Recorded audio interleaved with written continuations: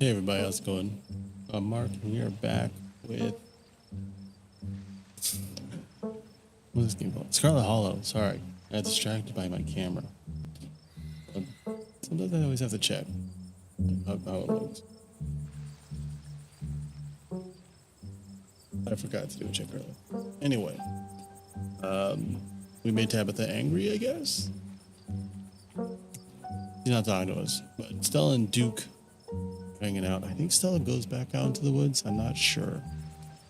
Anyway, Stella and Duke's voices fade away as you walk down the dark street with your cousin.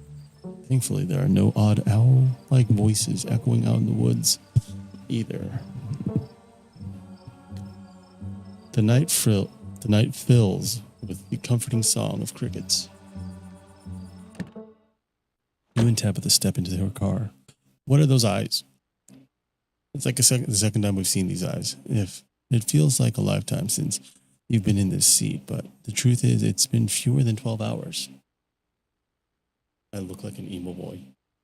Anyway, the smell inside is oddly comforting, like there's some bone-deep recognition that she smells like family. Your cousin reaches for the headlights. Welcome home. The figure steps out of the light, disappearing back into the darkness of the woods. Does Tabitha see it too? Who was that? Why did he know my name? Just one of the miners being dramatic. Why does he know my name, Tabitha? Riddle me that. Sorry. My watch fell off. Things got very, very dramatic. Everyone here knows your name. I'm sure you've noticed that. It's not a big deal.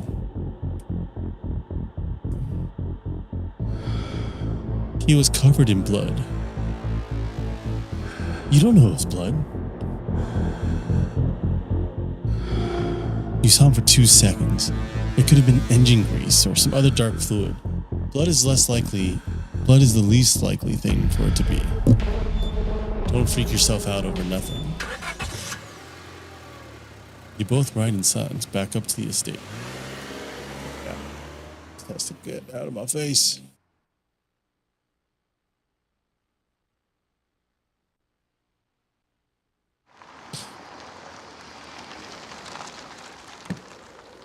The stars vaguely illuminate its hulking shape, perched on the cliffside. Despite the warm porch light, it feels even more abandoned than it did during the day. Its windows dark and lifeless. Well, see you in the morning.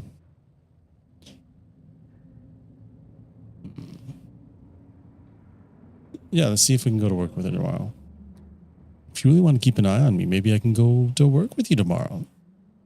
What are you trying to angle your way into the family business? The answer is no. I'm drawing a line and you'd better not cross it.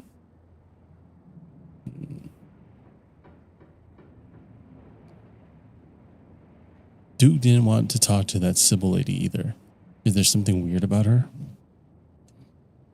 She's a hippie, that's all. He's being sensible. You never know what's going to come out of her mouth.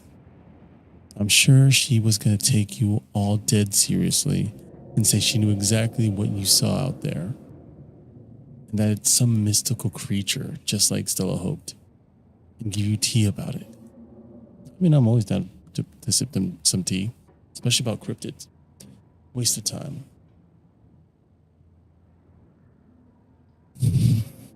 This does not feel like the right response. Very cheery. You sure you don't want to stay up with me for a little bit? We could talk. I've done enough talking. Good night. Tabitha doesn't so much as wave goodbye before heading up the stairs. Just leaves us hanging. You follow suit, climbing up the creaky stairs to your own waiting bed with its ancient dusty sheets.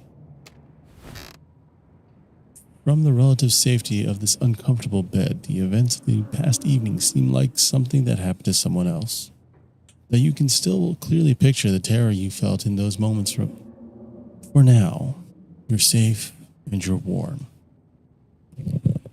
Eventually, the sun will rise and chase away the monsters and make them seem like nothing but bad dreams. Maybe tomorrow, if you're lucky, you'll wake up in the normal world and have a boring week in the mountains with your sour-faced cousin. It's a nice thought, but deep down, you can't help but worry that things will only get worse. I don't know why I thought that my computer crashed. Is this a title sequence? This is. Sleepy Hollow. Scarlet, I will keep wanting to call it Sleepy Hollow. I think that story ruined every Hollow for me. Especially ones that start with an S.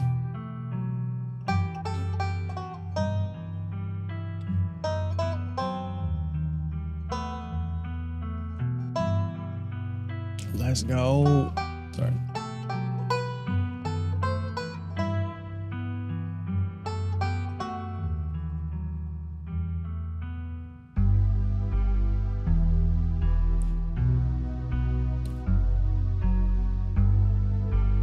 Title sequences like this are interesting because it's alluding to a lot.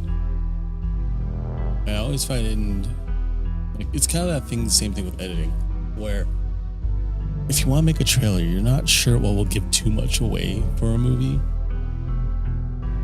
but you want to give away enough, but you still have to give away enough that people understand what is possibly happening without spoiling anything.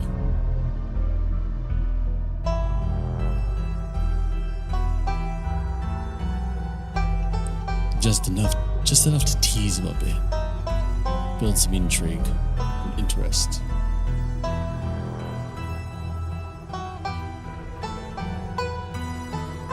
Although I bet like the dev is just like, oh my god, this is such an amazing reveal.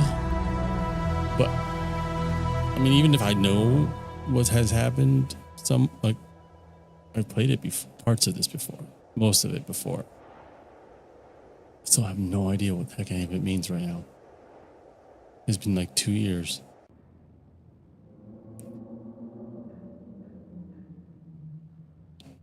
Alright. Cool. Save game. I was literally right at the end.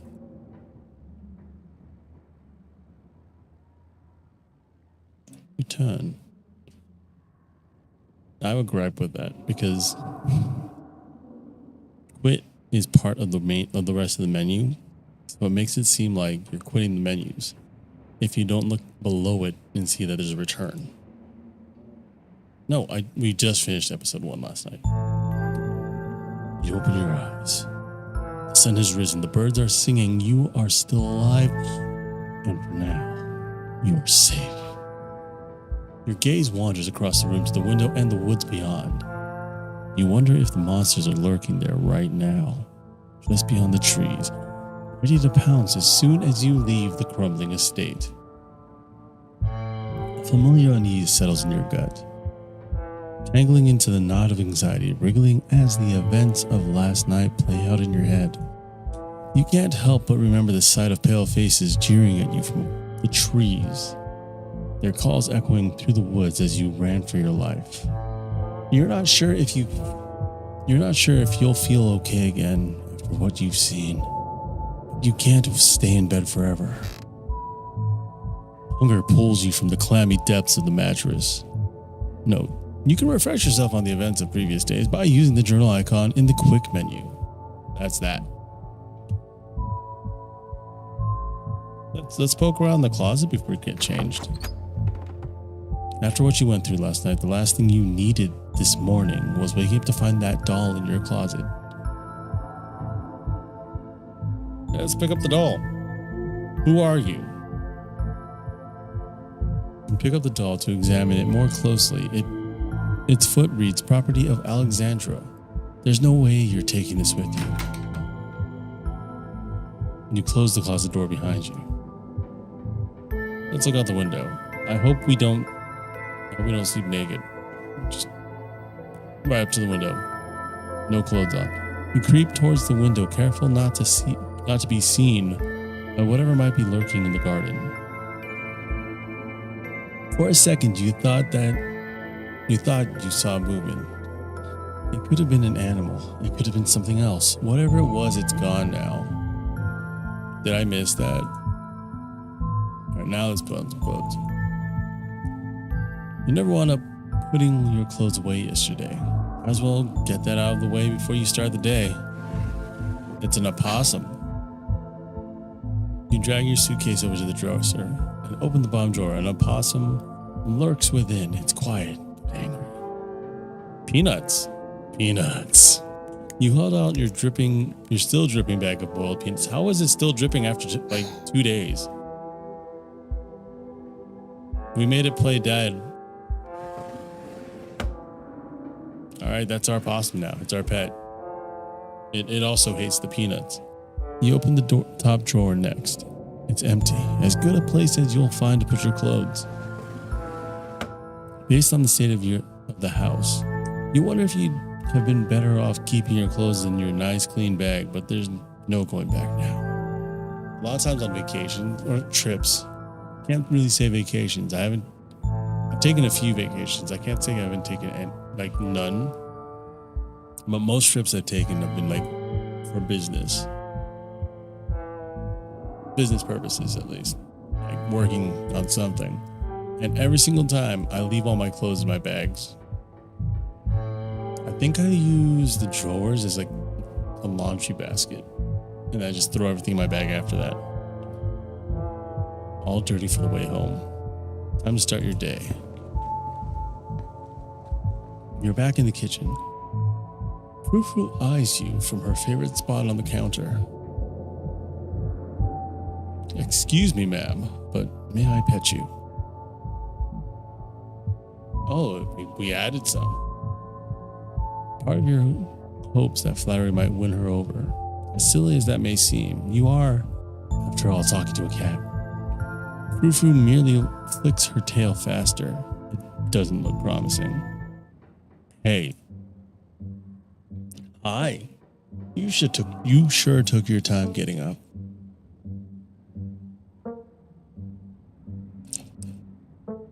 It's like 8 a.m. Is that late? It's late for someone who was supposed to be at work half an hour ago. Like me. I don't want any repeats of last night. From now on, no running around in the woods after dark. It's dangerous out there. You could fall down a cliff. You could get stuck in a hidden cave somewhere. You could get lost in the woods and never be found. Just because nothing happens here doesn't mean it's safe. I want you home by sunset from here on out. She's worried about us. At least there's that. She might be a sourpuss, but she's not abandoning us completely to whatever happens. Or maybe she's worried about her reputation. I don't think she's worried about her reputation, actually, from the way she behaves. What is up with you and Stella? We just have a history, that's all. I don't need to explain myself to you.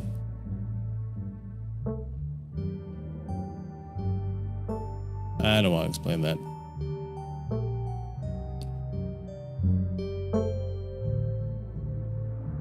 I'm just going to say I'm sorry about last night.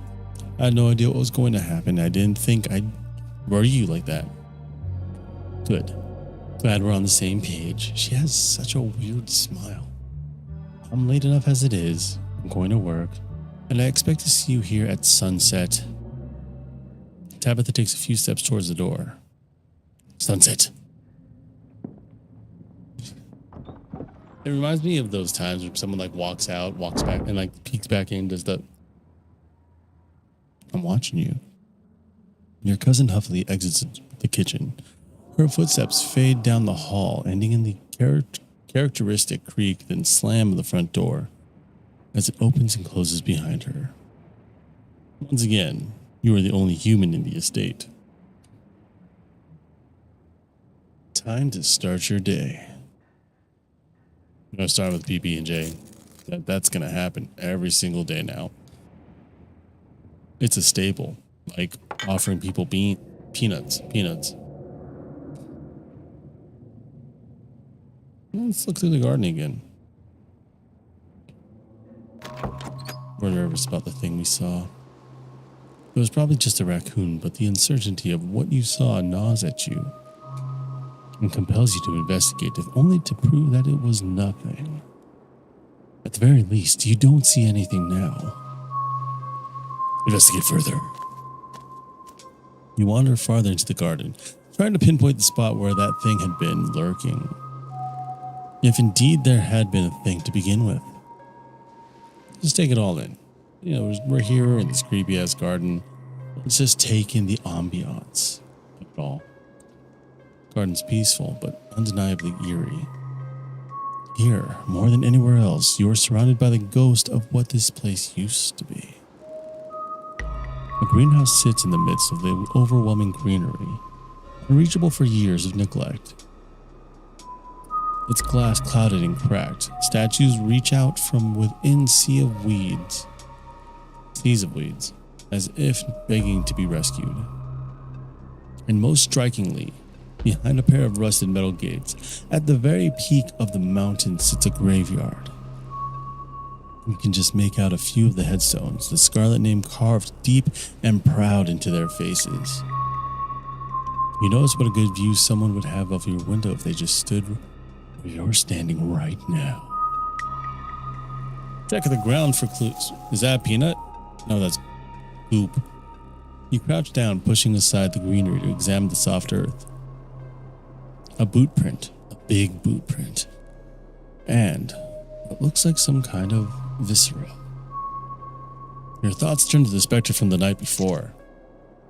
He could probably cave your chest in by kicking you with those boots. You snap a quick photo just in case it comes in handy later. With that, you head back inside. Time to figure out what to do with the rest of your day. We're not going to stay home. Time for adventure. Going to town. Tabitha isn't here to stop you. You head outside, back to the mountain path that leads to town. The walk back to the town is much less pleasant today than it was yesterday, when you didn't yet know that the woods were full of monsters and strange men who know your name, and old farmers that have shotguns. You stare anxiously into the darkness between the trees, searching for any signs of movement, but the woods are still, at least for now. Autumn-tinged mountains sprawling for miles in every direction now feels less like beautiful scenery and more like the walls of a cage. Almost back to town. And we're walking. You make it to town in one piece. No creatures jumped out at you. Scary men blocked your path. The sight of other people is comforting, helping you forget the things you've witnessed, as if they happened to someone else. Oh, hey, Mark. We were just talking about you. I stopped by Sybil's to pick up her new tea blend, and well, you're the biggest thing to come into town since the coal mine. Folks have been absolutely buzzing about you. I'm Sybil. I run the tea house. I believe you've met my daughter's friend, Stella? And your daughter, I think. You went out with her last night, right? Did something happen out there? You barely even waved when she walked by.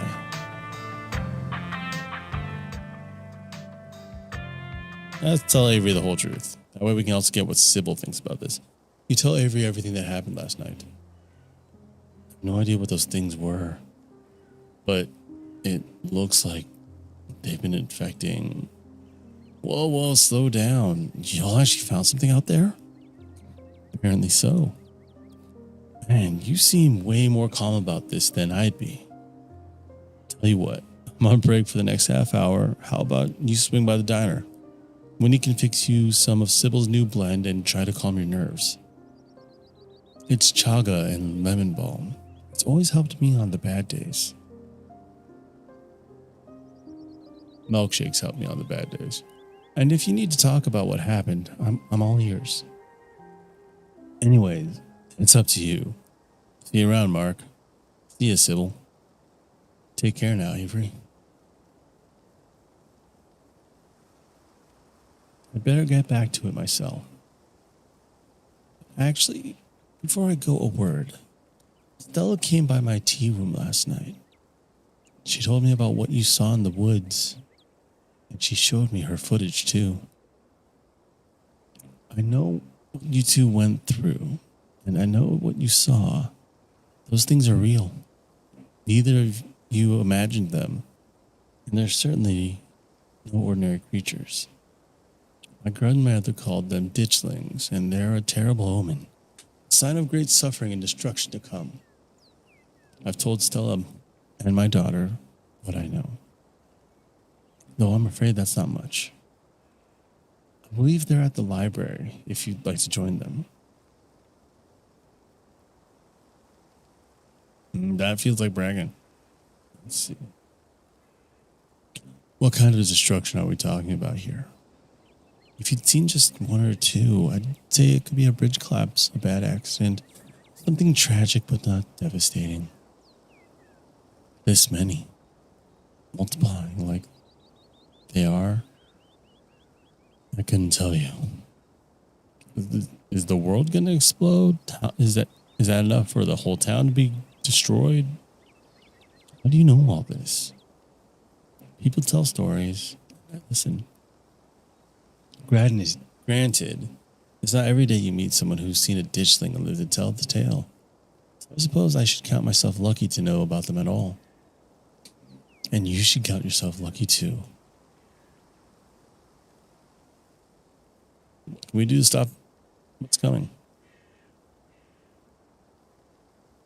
I'm afraid I don't have any good answers to that, but Stella and Kanika are doing their best to get to the bottom of this. Aside from that, I suppose the best we can all do is stay close to our loved ones. I'd say that would mean Tabitha should try to spend some time with her only living relative while she can. But I get the feeling she cares a little too much about her work to let herself leave it for that long. You could always go to her. Maybe that would bring her a little joy, even if she might struggle to admit as much. They're not dangerous themselves, but they're an omen, meaning... it's not like if you get rid of them, you save the day, because they're not the danger. They just let you know what's coming. There was a man on the way home last night. I don't know if this is something you know about, but when Tabitha and I were on our way home, there was a man in the road. It was dark, but he had a miner's jacket on. He knew my name, and there was something off about him. Oh yes, that would be Wayne, probably. He's a bit of an addled local. You don't have to worry about him. He's harmless, just very sick. But do let me know if he bothers you again, dear. If something bad is coming, we should tell everyone to get out of here. Leave and go where? These people's whole lives are in this town. Their homes, their histories, their families. Most of them don't have the kind of money it would take to start anew somewhere else. You can try to convince them, but I think you'll find it a difficult task. All right. Thanks. This was helpful. Of course. I'm so sorry to cut our conversation short, but I've got things that need tending to. Stay safe, Mark, and God bless. And with that, you are alone on Main Street. What to do with the rest of your morning? Sybil's interesting. She knows things. She drinks tea and knows things. We're going to the diner.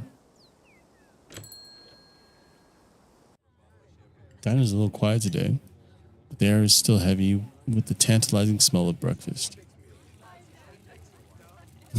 There's danger coming! No, they're not going to believe us. They're just going to think we're crazy. So we're just going to talk to Avery. You slide into the booth across from Avery. Hey there, stranger. Before you can exchange words, Winnie sidles up, a fresh mug of tea in her hand. Heard you might need this, and don't worry about paying for it. The funeral has you worried plenty already, I bet. And the answer to 29 down is oink. What? But the clue is pen sound. What was that sound of a pen makes? Wait, pen like pig, pen. Are you kidding me? How was I supposed to guess that? I don't know why you even bother with those things. They're just gonna frustrate you. It's just something to do to fill the time.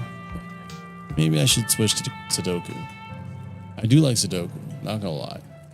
Winnie leaves Avery contemplating daily newspaper puzzles, returning to her seat behind the counter. So, thanks for telling me about last night. If you want to really get into the grisly details, you can tell me. I won't judge.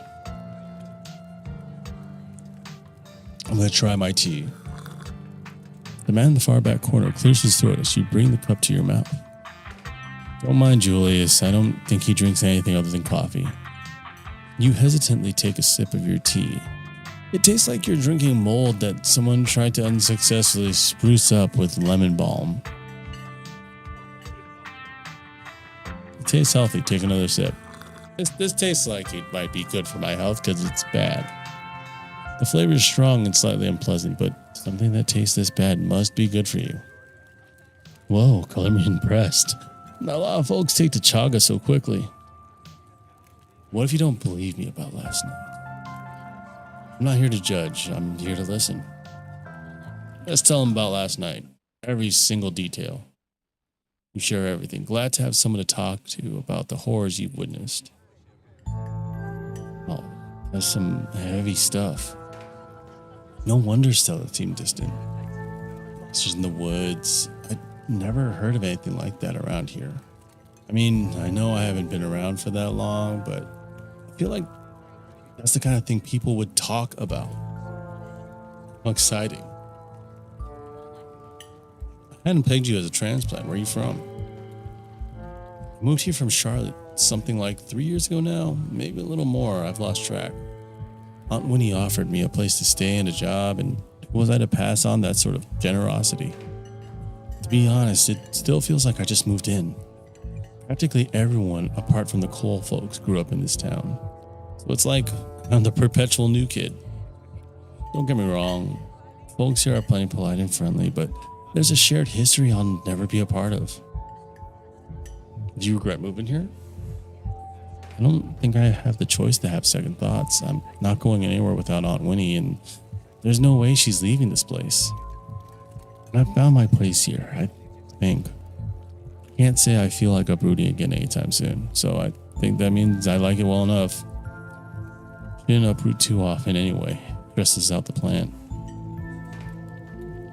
Why'd you leave Charlotte? If you don't mind me asking. It's cool. I have some issues with my folks about my education, which wasn't great, especially since I was still stuck under their roof. When my aunt heard about it, she offered me a job and a place to stay, and the rest is history. Let's see. All this is kind of exciting, isn't it?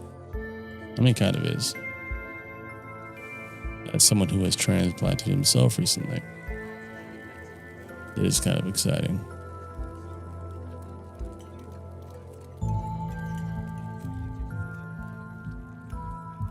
Let's see.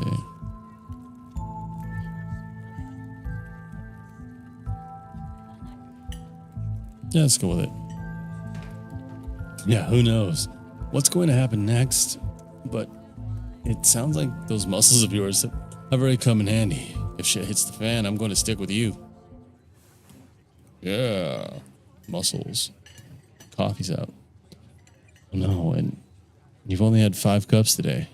How are you going to survive? Kidding. I'll just be a second, Julius. Well, Mark, looks like I'd better get back to it. Hope you're feeling a little better.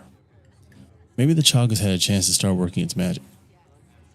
Oh, but before I go, I'm throwing a party this weekend. Nothing fancy, just a little get-together. Avery grabs a napkin, pulling out a pen and quickly scribbling something on the thin paper before handing it to you. That's my place. Come by any time after 6 on Saturday. It's almost Halloween. It didn't seem like anybody else was going to throw one, so I stepped up to the plate. Though if you didn't come prepared with a costume, don't worry. I'm sure I can convince the bouncer to let you in anyway. If this was like even a small big city, a small city, a medium-sized city, I guess, is where I'm going. I'd probably like still think he might actually have a bouncer. Avery slips out of the booth, giving a friendly half wave before disappearing into the back. I've seen a few of them things up near my place, you know. Bullets do 'em just fine. The man hides behind his newspaper, clearly uninterested in saying another word. You leave the diner, ready to continue your day. Let's go to the general store. There's no Kanika. The young man sits at the table by the register, too preoccupied with his phone to care that you stepped in. Let's try off from some peanuts. The young man looks up at your now quite pungent bag of peanuts, curls his lips in disgust, and returns to his phone. Just walk up. Nuts. I mean, yeah. It's awkward. But that's the choice I made, apparently.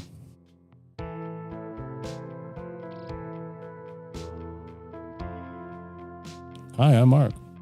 I just got to town yesterday. Yeah, I know. Mom told me. Where's Kanika? Not here. What's your name?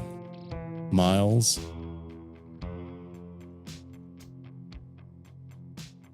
You should leave town. There's monsters in the woods. You've been talking to my mom too much. All right. I'm kind of just done here. Wait, no, let's see if he knows where to get to the mines. Maps are free. Take out a map to the town. The mines are a couple miles away, but you now have the power to visit your cousin of your own free will. Oh, that's right. What you doing on your phone? Games. You probably haven't heard of them. Let's see if... I guess, yeah, Kanika's decided to skip work today, so of course, whatever plans I had didn't matter. Take the tips, I don't care.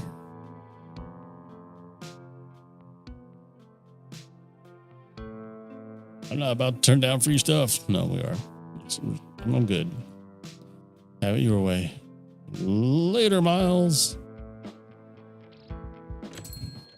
I'm sure he flips us off behind our back as we head out the door.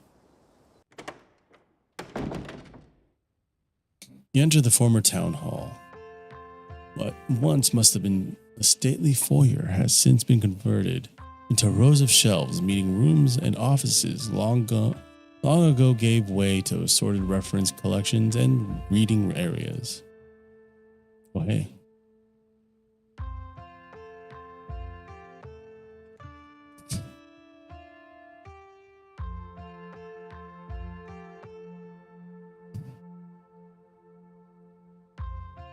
Okay, we're gonna settle in with them and see what's going on. You head over to Stella and Kanika's table and settle in. They have cheese. Or some kind of holy bread. Hey again. Stella filled me in about last night. You look tired. We're a snitch on Miles. Oh, before I forget, I met your brother, Miles. When I went to buy some chips, he tried to make me steal them. Mark, you can't just snitch on someone like that. I asked him to cover the store for 1 day, and he can't even be bothered to do that. Typical, I'm paying him, you know. It's no wonder he's chronically unemployed. Anyway, I guess we should get started. This is directly on my nose. Yes, gotta figure out what these ditchlings things are here for. Kanika's mom says that they're a portent of doom. So we're researching local disasters.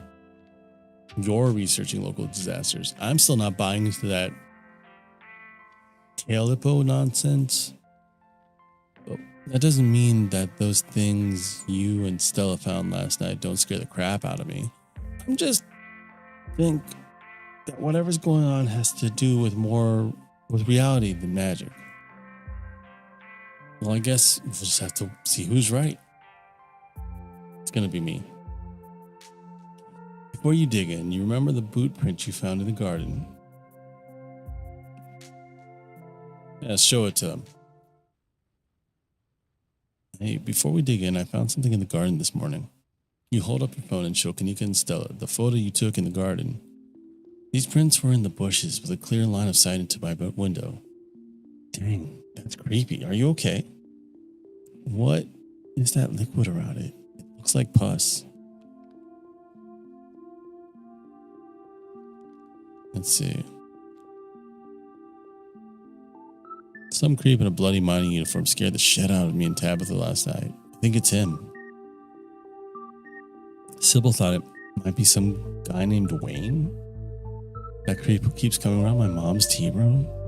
Yeah, that sounds like him, alright. I don't know what's going on with him, but there's something seriously wrong with the guy. That's really concerning. Let us know if you need somewhere else to stay. I wonder if there's any connection between him and what happened in the woods last night. Like what? I mean,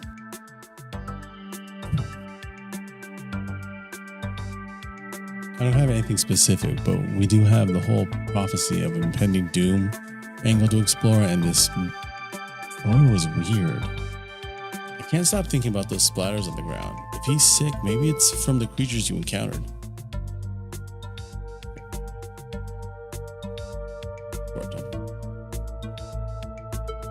Yeah, they're strangers.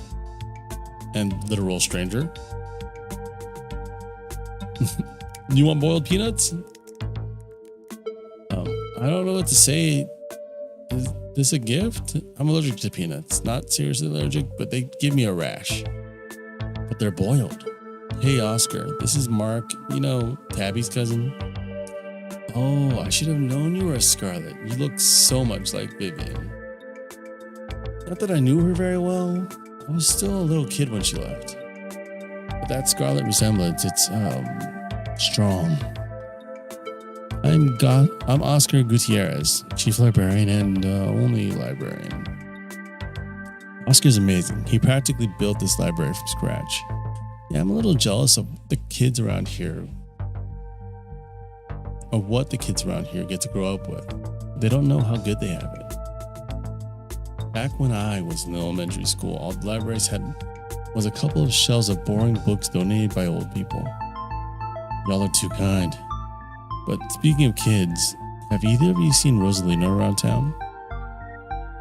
I don't want to be a helicopter dad, but she hasn't been answering my texts, and I wanted to make sure she isn't getting into trouble out there. You know, the crowd she hangs around with. They're good kids at heart. I'm sure they're just up at the old Maxwell place doing teen stuff. I went up there plenty of times my day, but I'll be sure to keep my eyes peeled.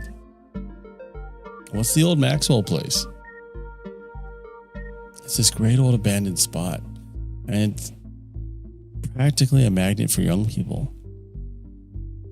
Even honor students aren't free from its call. I can't believe I used to be so reckless. The floors there were like Swiss cheese.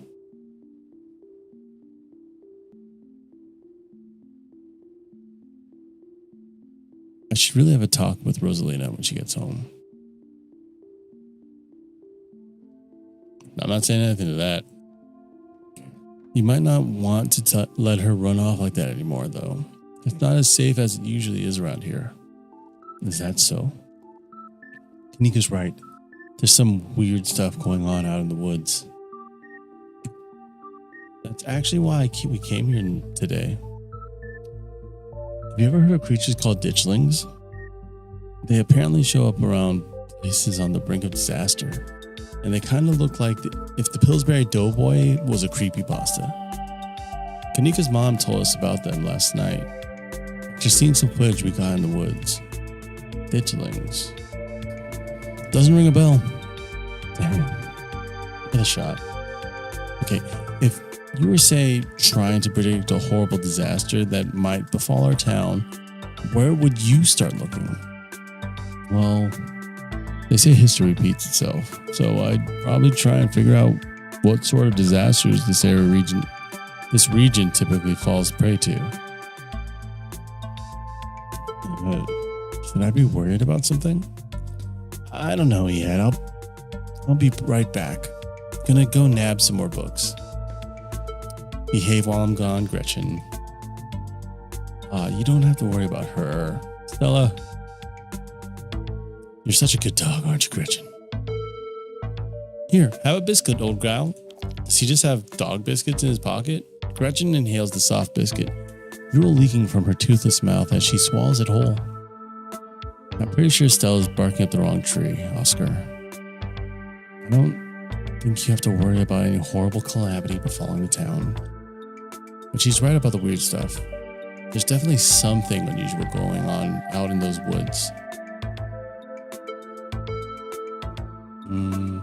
It's nothing that we can't get to the bottom of. I'm gonna try calling Rosalina again. I'm sure she's fine, really. Rosalina's a smart kid. She knows better than to go around getting into trouble, and we'll make sure to keep our eyes peeled. Mark, if you see a 13-year-old girl with a black braid and glasses, would you let her know her dad is worried about her? Oscar anxiously wanders off, phone in hand.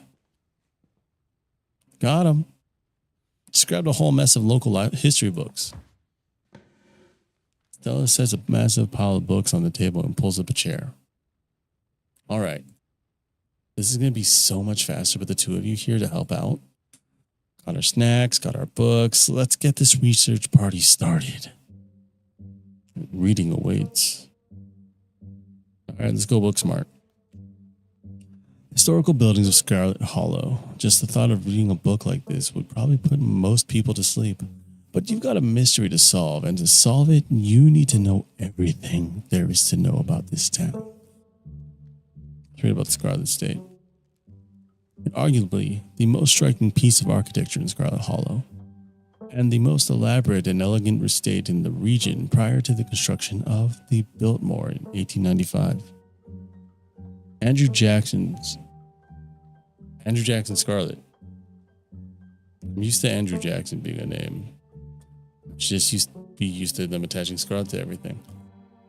Chose the location to be atop a hill in Scarlet Hollow's geographic center so that it might be seen from the town below. It remains a constant reminder of the family who carved Scarlet Hollow from the wilderness and provided wealth and prosperity to its residents. The Hiram Scarlet Memorial Hospital, Hiram. First used as a field hospital during the Civil War, it was named for Silas Scarlet's eldest son, who perished in the bloody conflict. It still stands at the end of what is now the residential district of Scarlet Hollow, and has served the health of the community for over 100 years. In the late 1800s, as the town prospered from a coal boom, additions were built onto the house, and it was transformed into a sanatorium, bringing in prestigious clientele from around the world. They believed fresh mountain air would do them well, and Scarlet Hollow became a tourist destination for patients of all afflictions. The clinic still operates to this day as a doctor's office and stands as a building of cultural significance. Scarlet Coal Mines. The original mining facility is no longer standing, having been destroyed in the collapse of 1918. Though the new facility, outfitted with all the cutting-edge technologies of the industry, is in itself a fine example of practical construction. The first iteration of the mining camp was a true product of its time, and few photographs exist are an interesting peek back at a different era. One can still visit the site of the original Scarlet Coal Mine, though all that remains are a few abandoned tunnels closed off to the public. Tremaine Homestead. Situated on the edge of the Scarlet Hollow's farmlands, the Tremaine Homestead was one of the early settlements in Scarlet Hollow, predating even the town's famous coal mines. For many decades, hold on 1 second. Is that it? This looks like an evolution. I just wanted to say that. I've been staring at it this whole entire time through the text box. For many decades, the Tremaine family maintained the largest farm in Scarlet Hollow, but a break in the family led them to split the land in two and the homestead along with it. Despite the many changes made to the two halves of the Tremaine homestead in those subsequent decades, the original log structures are still visible and maintained to this day. They are undoubtedly the oldest buildings left standing in Scarlet Hollow. Let's check out the Baptist Church. One of the first buildings constructed by the Scarlet family, the Scarlet Hollow First Baptist Church, still sits on its original foundation, though the building was reconstructed to accommodate the influx of citizens during the Scarlet Hollow coal boom in the late 1800s. Attendance has dwindled since the infamous mine collapse of 1918, and while the building may have fallen into despair, its simple vaulted ceilings still evoke awe to any who enter. Finally, the town hall. Silas Scarlet personally funded the town hall's construction as the first municipal building in the then small community of Scarlet Hollow. It has stood at the end of Main Street since before the Civil War. Its white-columned edifice, withstanding the ravages of the 1860s, and continuing to stand to this day, a stunning piece of antebellum architecture. After the town of Scarlet Hollow switched to a dog-mare system of governance in the 1920s, the building has been put to different use, though the upstairs still house the town archives and a special ceremonial office for events with the mayor. So the mayor of Scarlet Hollow is a dog? So it's like Kane. Kane owns a franchise, and he's a dog. Apparently, who sells chicken fingers? Chicken tenders, sorry. He closed the book and put it back.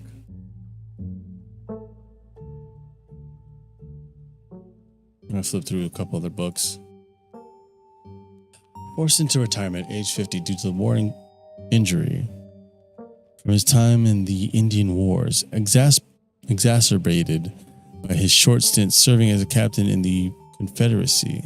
Silas Scarlet also lost his two eldest sons to the bloodiest of wars, leaving his third eldest son, Andrew Jackson Scarlet, to take charge of the mine. Under his leadership, the mine prospered, undoubtedly in part due to the growth of the railroad industry. Managed to evade the coal union for decades, making them one of the most profitable mines in the country. Andrew Scarlet built the surrounding town into what it is today, with expensive stone buildings, a bustling main street, and overseeing it all, the elegant Scarlet Estate that was, until 1895, the largest and finest feat of architecture in the region. Culminating in the tragic collapse of 1918, it was found that Charles Shaw, the co-manager of the mine, had loosened security measures to increase production during World War I, resulting in a fatal collapse and the deaths of over 160 men and boys, some as young as 10. Man, imagine working since you were 10. Casualties include Andrew Jackson Scarlet's son, Theodore, his brother Enoch V. Scarlet, who had taken over for their aging father during the bustle of the war, managed to pull the mine from the brink of ruin, thereby saving the town. So this is how your family's made its fortune. I feel like we have to flip through all of them. Silas Everett Scarlet was born to Colonel Everett J. Scarlet in 1818, one of the 12 siblings. He grew up in eastern North Carolina during a tumultuous time in the state's history, and Not much is known about his life before he joined the army in 1836. He quickly rose through the ranks, in part due to his father's connections, but also due to a particular ruthlessness for which he received the nickname Bloody Silas Scarlet. It's a very red name. And the federal government granted the now Captain Silas a tract of bounty land in exchange for his services in the Indian War, and he settled into the hills of North Carolina in 1841. The land would become Scarlet Hollow, but it started as a simple log cabin built by Silas' own two hands. Occupied by his family for 10, Silas, his wife Mary Joseph Scarlet, and their 8 children. Logging business brought many workers and fellow landowners to the hills, but it wasn't until Silas discovered rich seams of coal running underneath the entire region of that Scarlet Hollow was really put on the map. He saved what he could and bought the surrounding hillside at a great discount, cleverly hiding what he knew about the land's true value. Thus, he had all the resources to found Scarlet Hollow's now famous coal mine. You're finished with this one. We're gonna flip through this. Never mind, I don't want it anymore. I'm done. I think I'm all done. Let's check in. Alright, what you guys got? Alright, if we're going with what Kanika's mom told us last night, I think we can rule out any natural disasters as what brought the ditchlings here. But not nuclear incidents. Looks like our state has a history of those. What about y'all? Find anything? There's a cat. I have found the cat. That's my contribution. Before you can respond, a handsome black cat leaps onto the table. Almost on instinct, Stella slams her book shut. Aw, hey Pixel. You might want to close your book. He loves to rip up any paper he can find. Don't worry, little guy. I didn't forget your treats. Pixel immediately goes to town on Stella's treats. Sorry if Pixel's bothering y'all. Hopefully he hasn't gobbled up any of our books. He can't stand the thought of people might pay attention to anything that isn't him. Why do you let a paper shredder freely wander a library? Have you seen this little guy's face? How could I say no to him? We'll leave him be. Apparently we just leave cats be. That's the protocol for handling cats. In general. Not just this game. Cat goes to sleep. Alright. I'd better get back to shelving. Let me know if y'all need anything.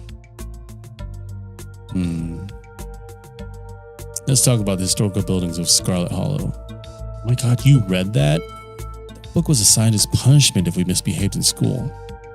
It's an excellent sleep aid. NyQuil and melatonin have nothing on historical buildings of Scarlet Hollow.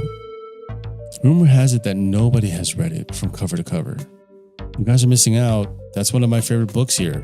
Such rich history. So obviously he's read it. Guess we're just kindred spirits, Mark. Har har, yeah, I read the boring book. I meant that as a compliment. Yeah, getting through the text is a testament of your iron will and steel eyelids. Okay. When was someone going to tell me the mayor's a dog? Darn, I was hoping it'd be a surprise. Scarlet Hollow hasn't had a human mayor since the 1920s. Yeah, if you were hoping the mayor might be able to help us out here, you're out of luck.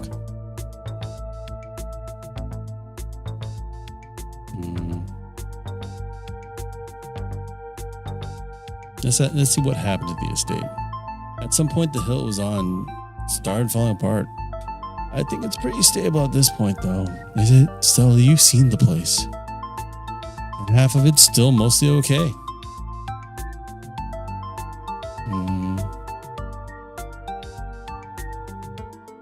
We'll go with this. Tremaine Homestead seems like the only thing here that doesn't have the Scarlet name stamped on it.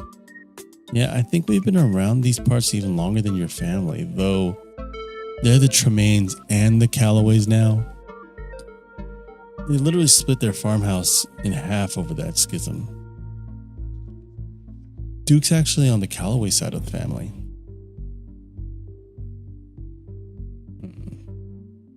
About the coal mines. Uniquely, visibly shudders. I get cold sweats just thinking about being in that place. I feel for the guys who work up there. I could never. Speak for yourself. I love a good crevasse. That's an interesting statement, Stella.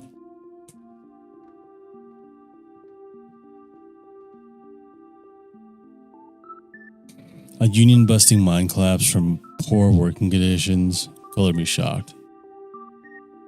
Yeah, it's pretty awful. That's what that sculpture out front is for, commemorating all the men and children who died that day. Every kid in Scarlet Hollow learns about the collapse of 1918. Our teachers love to emphasize how many children they had working down there, probably to try and show us how good we have it or something. Low bar if you ask me. You know, that could be what the ditchlings are warning us about. Another collapse? Writing it down on the list of potential disasters. Yeesh, Stella, that's morbid. And besides, it was all Charles Shaw's fault. The labor market is way more strict now. There's no way you could get away with the kind of safety cutbacks he pulled. Y'all don't actually think the mine's about to collapse, right? No, I don't think so. Phew. Had me worried there for a second. I hate to give Tabitha any credit, but the mine is safer now than it was back then. Still, what a horrible thought. You never know.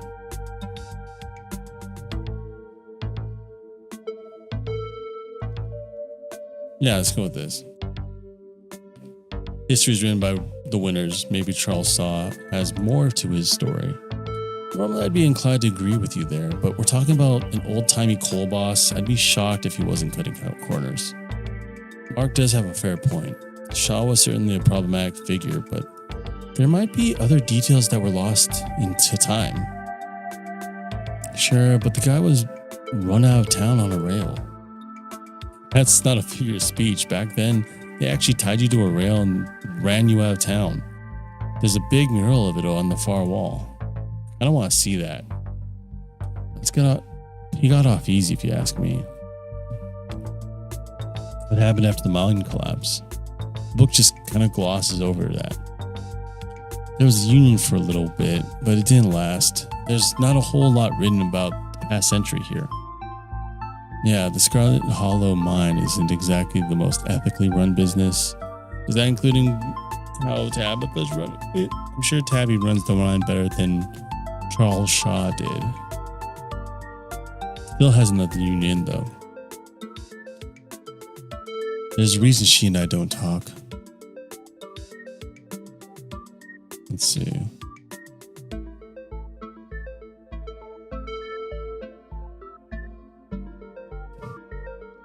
Actually, that's a good one.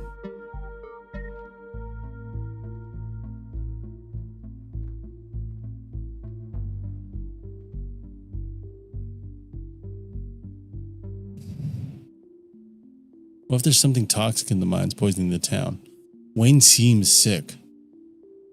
Honestly, that sounds like one of the most plausible explanations we've had so far. What about the ditchlings? I don't know, maybe there's some sort of parasite down in the mines. Maybe it infected Wayne, and maybe Wayne infected the local wildlife. Huh. Yeah, that could work. Is this for your video?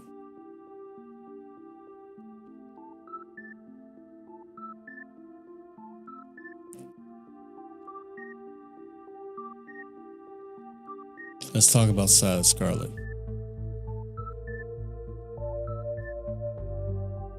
What a revisionist biography.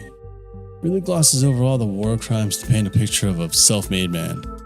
It's a perfect example of why you should use multiple sources for your research instead of trusting the first thing you read on a subject. Yep, dude was a monster. Sorry you're related to him.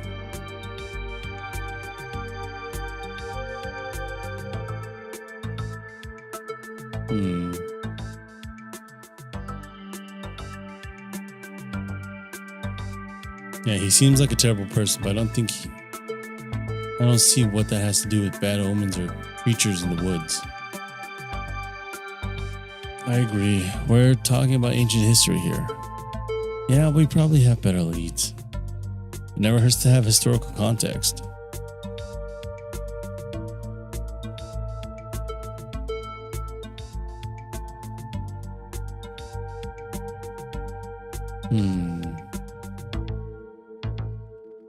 Let's go with the book smart option.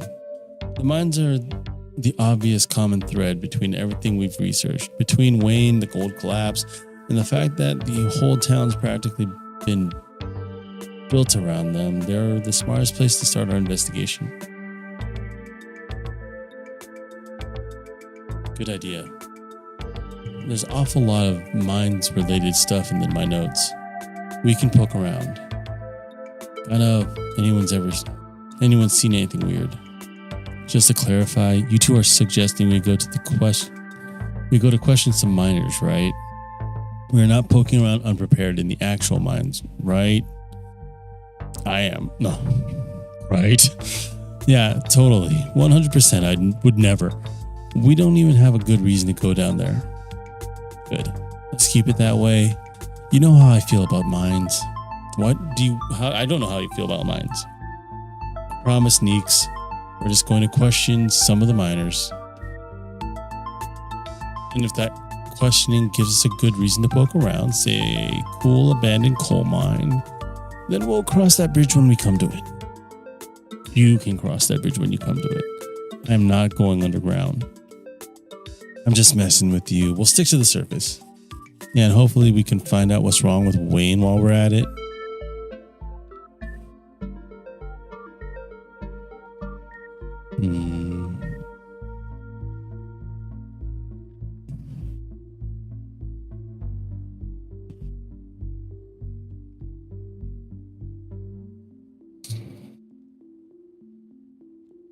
Let's try this one. All right, but if we're doing this, let's do our best to stay under the radar. I'm already in hot enough water with Tabitha as it is. That sounds like a good idea. We'll be super sneaky, I promise. I can even keep lookout. Look at us, going out on a caper together. I missed this. I missed it too. Though there is something missing. Reese. I really miss that dude. I can't believe how long it's been. Have you seen him lately? No. I've tried to plan stuff, but he's been too sick. I didn't realize it was getting so bad, that poor guy. You know, we could just pop over and surprise him. Oh yeah, let's do it. See ya, Oscar. We'll let you know if we run into Rosalina. Thanks, guys. I'll keep you all posted. Reese's home stands on the edge of the forest wall, an isolated buffer cushioning the rest of the town from an unending wilderness.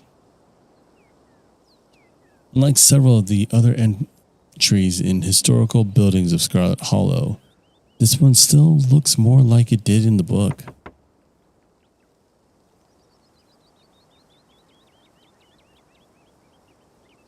Reese, it's Stella. I brought some buddies too.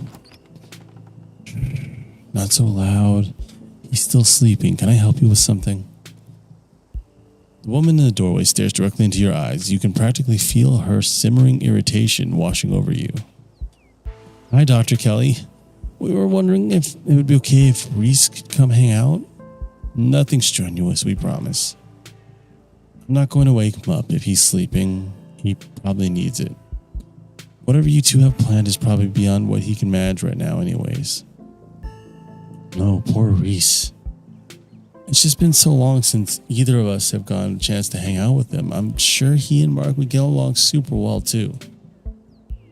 Offer her your boiled peanuts. I don't know how...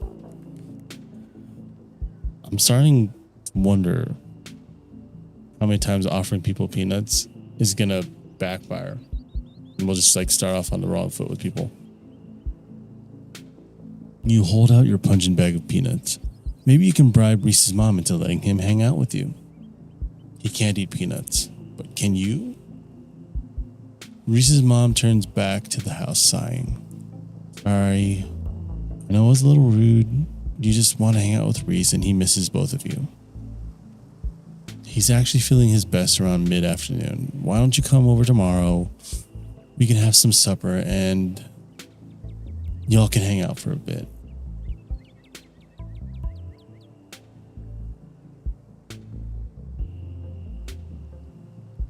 Unreal. I don't promise that he'll be perky, but I'm sure it'll brighten his spirits to see you two again. And I suppose you can come too, Mark. It'd be great. I could bring a side dish, maybe deviled eggs. Does he still eat those? No, eggs are a little too much for him. They don't settle well. You can leave the cooking to me. I know what he can handle. Okay, I'll bring soda then. That's not... Okay, yes, fine, you can bring soda. Nothing with caffeine, ginger ale preferably. Oh, and leave the dog at home. You might cheer him up. You know, they have those therapy dogs in hospital. No dogs. Thanks so much. Dr. Kelly, we'll stop bothering you now. See you later. Dr. Kelly nods in acknowledgement and quickly shuts the door. The sound of several locks clicking into place can be heard from within. She stays secure. God, that woman makes me nervous. She used to be so nice when we were kids. Always had the best stickers, even when we had to get our shots. Maybe she's just stressed about Reese. Or maybe she's just nice to kids. Either way, I guess it's just the three of us. You gonna drive? Yeah, sorry. I don't like the thought of going up there without the van. Cool. I'll take my shortcut then. It shouldn't take long for me to get there. Why doesn't she give us both a ride? You're welcome to tag along, Mark. Don't worry, I won't be offended if you'd rather ride with Kanika. I'm sure you're probably sick of the woods. Either way works for me. Yeah, why not just go with Kanika? Aren't the mines really far? Or do you just like walking? Don't worry about it. Oh, I just realized there's a lot of junk in the back of my van. It gets a little tight with more than two people. I'm gonna guess, or basically just say that I get Stella's parents died in a car accident. That is what happened. We're gonna walk with Stella. I'll walk with Stella. We'll meet you there. The woods are calm and serene compared to the last night, though you can't help but feel that danger lurks just beyond the trees. Hey, thanks for coming along with us. With Gretchen and me, I mean.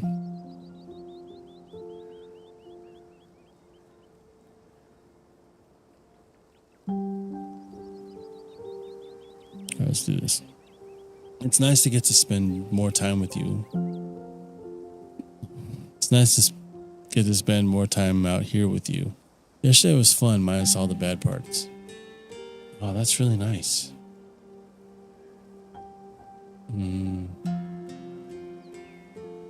It's hard to imagine you and Kanika doing videos together. She doesn't believe in any of this stuff. Well, they really weren't as spook-focused as my solo stuff. It was mostly just the escapades of three kids with too much time on their hands. I need to get this out of my eyes. Still, she wasn't always such a skeptic. She used to absolutely love reading anything with magic in it, and she still does, I think. She just doesn't think that stuff is real anymore. I guess I don't think that way either, but I'm still willing to accept the unexplainable while she looks for explanations. She keeps me grounded, honestly.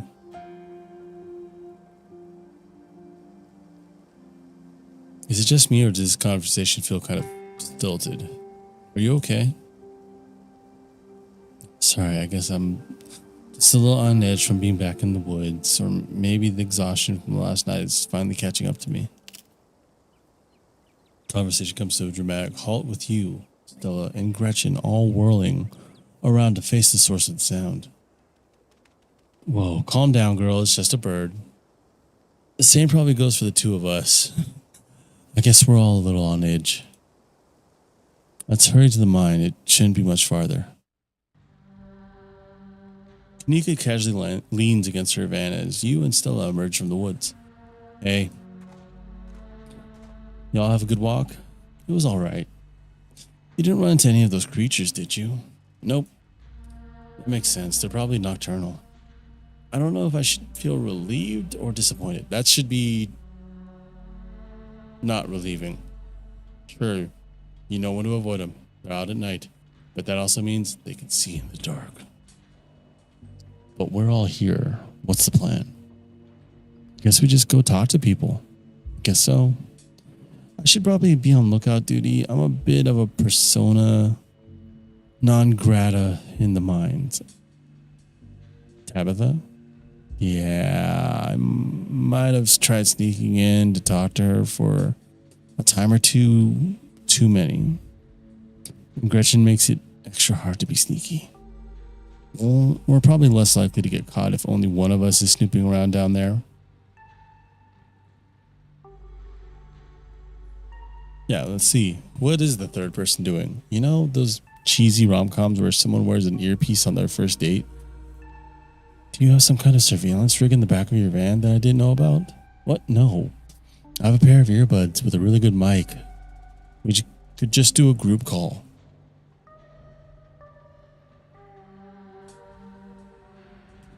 I take it I'm the one going in. Tabitha and I aren't exactly friends, and pretty much all the miners shop at the general store. I don't want to make folks uncomfortable, you know?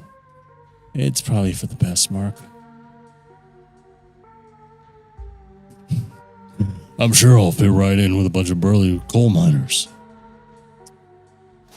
Yeah, you're going to do great.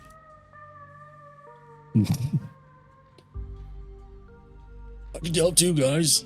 Sure you can, Mark. That's that energy. We can feed you questions if you get stuck, and Stella can give you a heads up if Tabitha's headed your way. Oh, but I don't actually have your number, do I?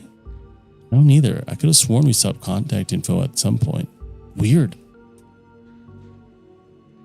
We really should have done this sooner. Alright, we swap info. We're gonna start a call. Stella and Kanika break off, leaving you alone at the entrance of the mines. Your phone buzzes. Hey, can you hear us? Try saying something. Something. Stella and Kanika chuckle on the other side of the line. Alright, cool. Nothing to do now but enter the work site. Let's go. Let's do it. Let's go for this. I'm in. Alright, Morpheus, good to know. That kind of dates the shit out of this. Let's go and approach some miners. Hey guys, you approach the nearest group of miners, a blonde woman, a broad-shouldered man, and an old-timer. The uniforms identifying them as Harrison, Davis, and Zax. You got a reason to be bothering us? Yeah, do you know about a guy named Wayne? Yeah, we knew him. He was such a cut-up. Missed that dude. What happened to him? Miners shift for a moment, uncomfortably glancing at one another. Is that the guy y'all said was, he's gone. That's all that matters? Press him. What happened to him? What are you, some sort of cop? Just tell me what happened. Fuck off. Hey, Zax, come on, man. I've been here decades longer than you, and I know bait when I see it. Let's get out of here. Our shift's about to start anyways. Sorry. Damn it. I'm not lying. I'm not saying I'm a cop. That's also a felony. Let's approach another group of miners. We're gonna exhaust all the miners here. Stop in your tracks, a shiver running up your spine as an unfortunately familiar voice calls out to you. You shouldn't have come here. It's dangerous. Let's show him who's boss. I'm kind of curious. Is he gonna... Wow. Wayne looks different than I thought. You rush forward to throw a punch, but before you even finish swinging, the figure's already moved to your side. your back. You're strong, but part of being strong is knowing when you're outmatched. You leap back and make space between yourself and the figure. You don't have to be afraid of me. I'm the only person in this town who truly cares about your safety. Don't forget that. Even if it's already too late to stop what's going on, it's going to happen. What's going to happen? He left. What a dick. Hey Mark, you still here? We've just been getting static from you. Wayne got the jump on me.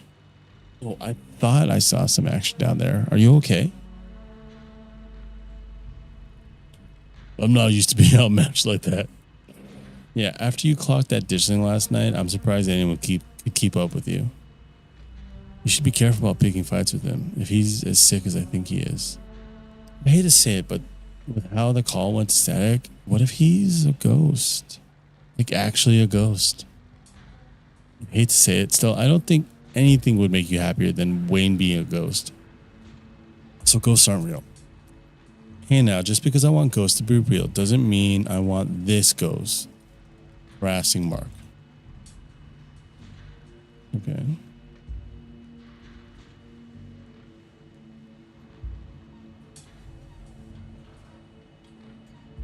He said some real ominous shit to me. I'm the only person in this town who truly cares about your safety, that sort of thing. What the hell is that supposed to mean? The plot thickens.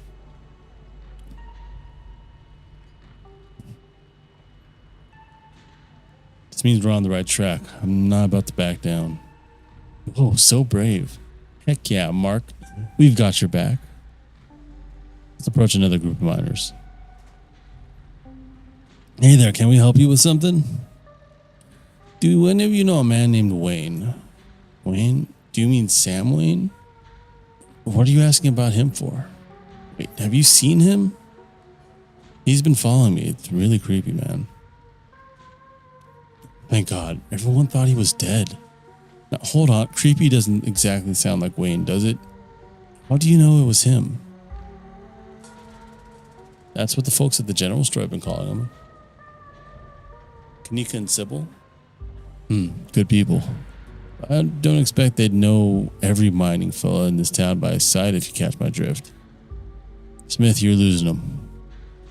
I'm just saying, it'd be awfully strange for Wayne to still be in town, wandering around, following some stranger and not checking in with any of his buddies.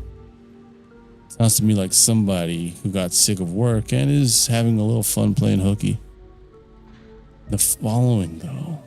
Okay, yeah, that does sound a little unlike him.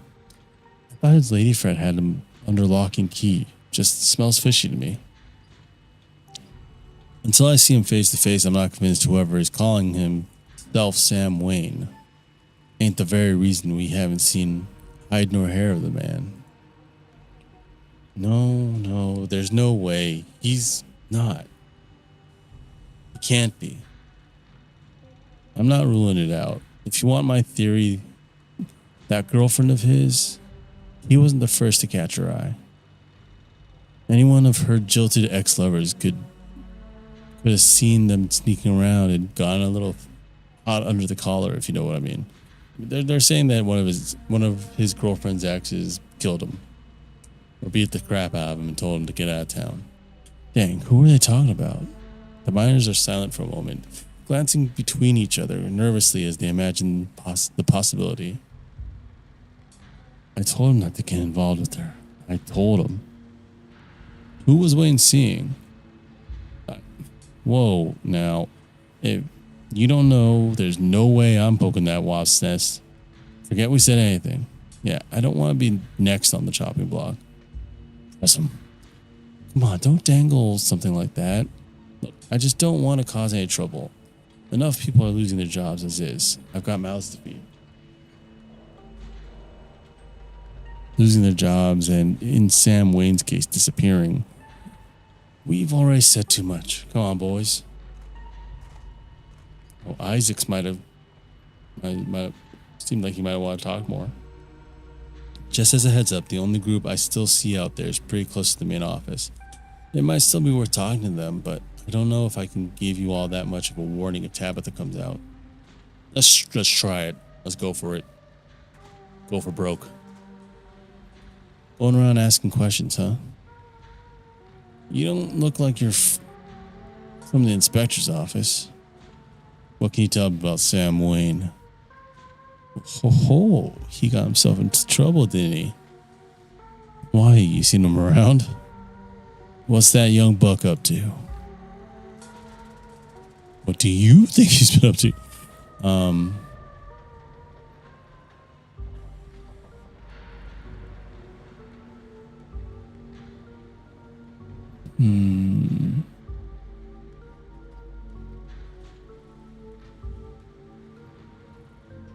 I heard from some of the folks in camp that he had a nasty spat with an ex. I've heard from... Okay, that's what I just read. Do you mean the boss? As far as I know, that never happened. Oh. He was involved with Tabitha. I figured he just ran off to live in that big mansion with his belle. The thought of a strapping young man like him with a sour-faced broad always left such a bad taste in my mouth. Oh my God, gross. As if you wouldn't fall on your knees if a woman of means showed the slight bit of interest in you, or any woman at all. Fair enough. But I suppose this begs the question. Did she run him off, or did some jealous son of a bitch oust him? So wait, so Tabitha has like a gaggle of exes that get jealous and kill a man? Wait, are you talking about Tabitha? Yep. Dang, I figured that's what they were getting at, but it's weird to hear it out loud. You good, Stella? Yeah, I just had no idea. What do you think of Tabitha? Two men shift uncomfortably. Not the kindliest woman I've ever met. She runs the place. All right. Tell that to all the boys she's been laying off lately. Keep going around saying that and we'll see how long until you're one of them boys. All I have to say is a man that's doing well doesn't go around laying off its workers. For no reason. I'm not so sure any of us are going to have a job in a few years. Tage, you're a damn fool. You're going to be next if you keep up that kind of talk. So be it. But a man needs to speak his mind sometimes. Now, is anything strange happening around here? All kinds of weird stuff happens in these hills. What sort of weird do you mean? Let's go with the animal sightings. I saw a raccoon with a big old tumor last week. Spooked me something awful. That's nature for you. Not always pretty. There are monsters in the woods. I saw them with my own two eyes last night. I'd steer clear if I were you. I'll believe it. Try not to go out there myself. You know, you never know what you're going to find or what's going to find you.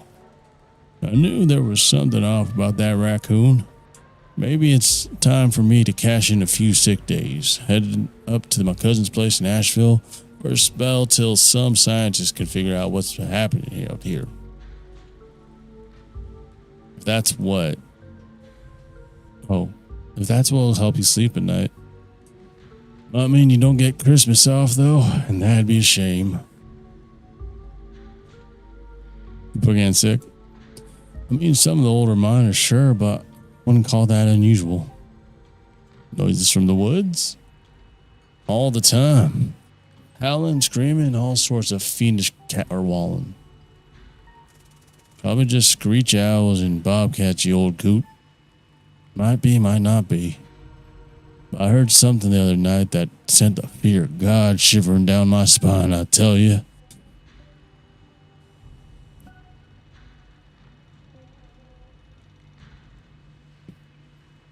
It was probably a ditchling, a portent of doom. What now? Ditchlings.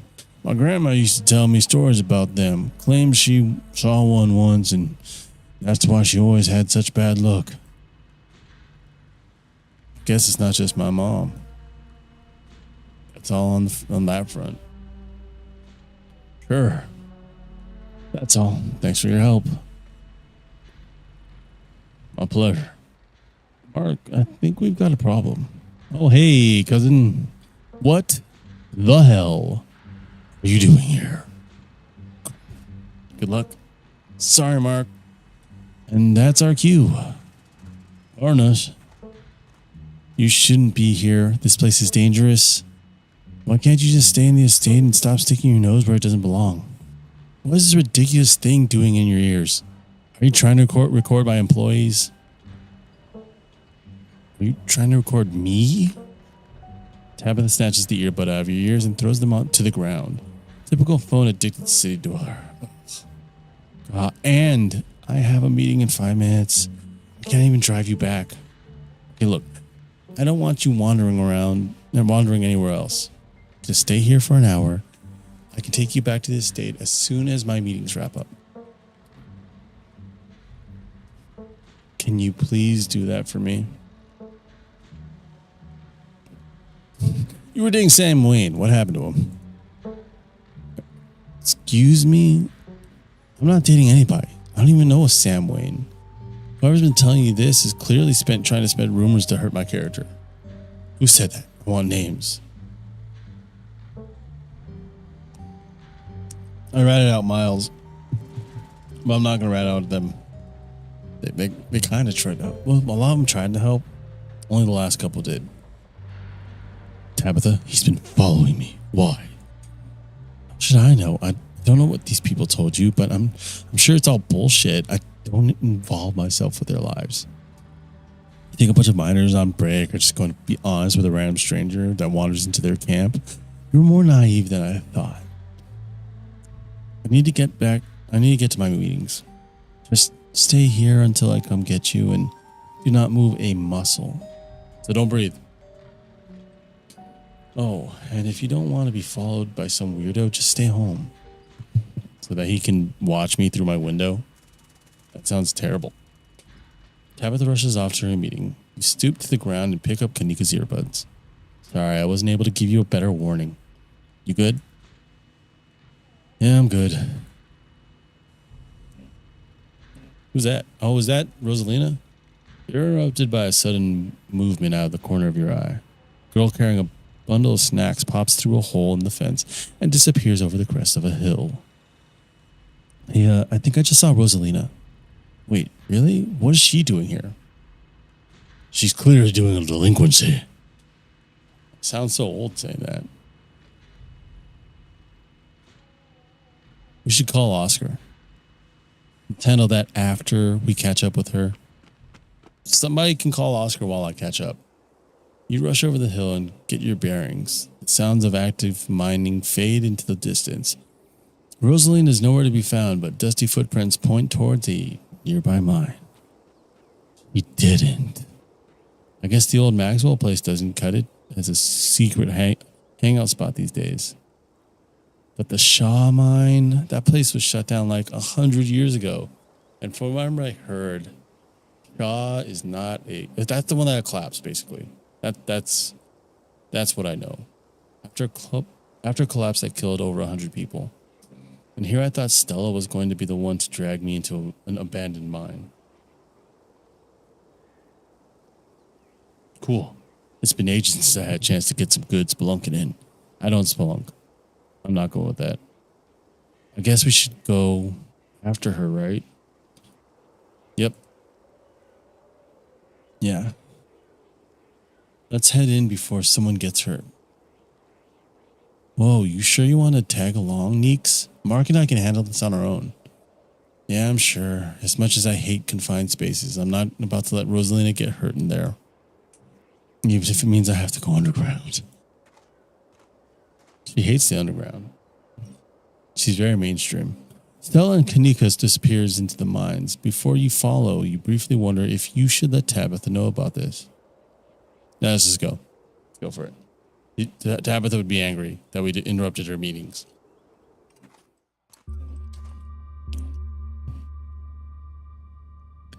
The inside of the mine is warmer than you expected. The air thick and wet. The ceiling hangs much lower than you are tall, forcing you and your companions to hunch over, your legs bent in a painful squat as you begin to navigate its maze of corridors. Jesus. It's cramped down here. Does anyone else, his chest feel tight? Yeah, abandoned mines are way more claustrophobic than people expect them to be. And this one's real bad, because of the child miners, or should I say the minor miners. Kanika visibly shudders. Okay, I'm not superstitious, but if there's one way to make sure you get haunted, it's cracking jokes about dead children laborers while walking on their graves. What can I say? I do my best to tempt the spirits wherever I go. That's actually not a good thing. That's a bad thing. You're going to get haunted, Stella. You're going to get so haunted. I actually snuck down here a few times to try and get some good footage. Part of my ghost hunting phase. Jesus, Stella. The things you do for viewers. Did you find anything? I wish if any place in Scarlet Hollow was actually haunted, it'd be this mine, hands down. All I got was dust in my lungs and a couple of false alarms.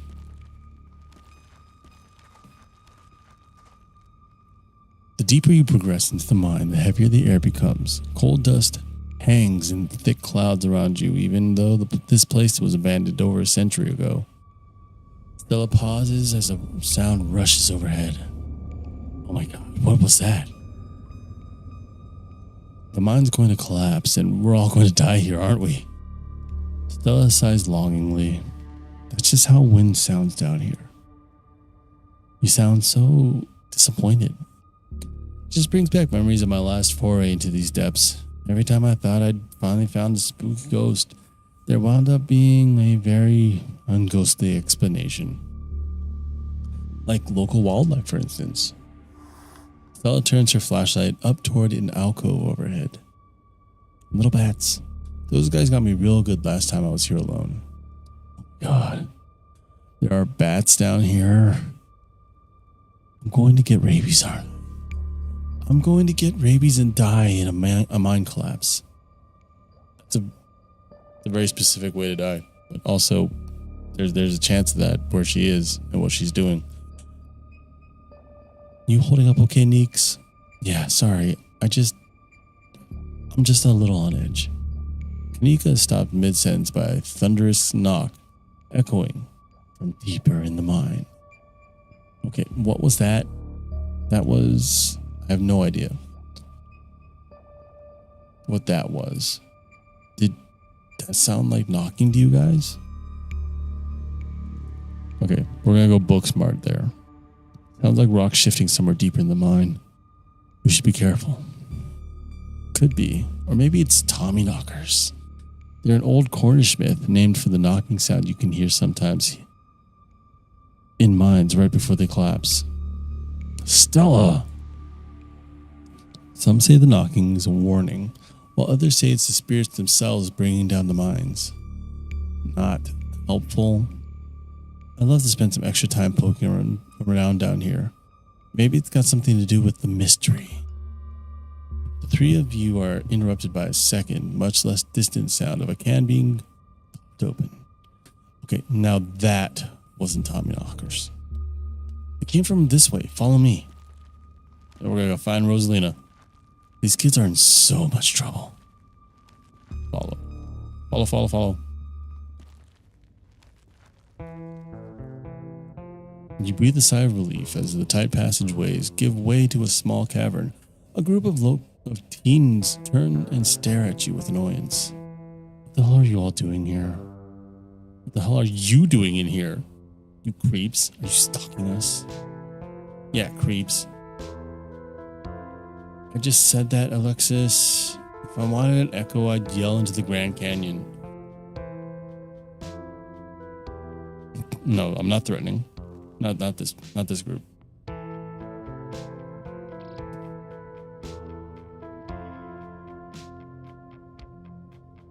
Let's see. Chill out, Kanika. They're just teens. Let them have their fun. Rosalina, your dad is worried sick about you. If you ask me, he was right to worry. Why the hell would you think hanging out in an old mine would be a good idea? Is the Maxwell place not dangerous enough? Because no one usually comes in here, duh. Everyone knows we hang out at the Maxwell place now, so we had to find a new hideout, which you instantly found. So I guess we have to find an even more secluded place where we can just be ourselves. You can be yourself anywhere. Just don't worry about the consequences, apparently. I can't believe your dad sent people to follow you. Rosalina, that's messed up. I think that qualifies as harassment. Right, Becca, it is messed up. I don't need him telling me where I can be. You could at least check in so he knows you're not dead. He loves you and worries about you. He's really not asking for much. Don't you kids have school tomorrow anyways? It's fall break. We're not kids. We're teens. A terrible distinction, but it's accurate. Are those canned strawberry margaritas? Where did you even get those? Teens avoid eye contact. Miles tries to melt into the cavern wall. Oh no, I know that isn't you, Miles. It had better not be you. Yeah. Whatever, it's me. What are you even doing here?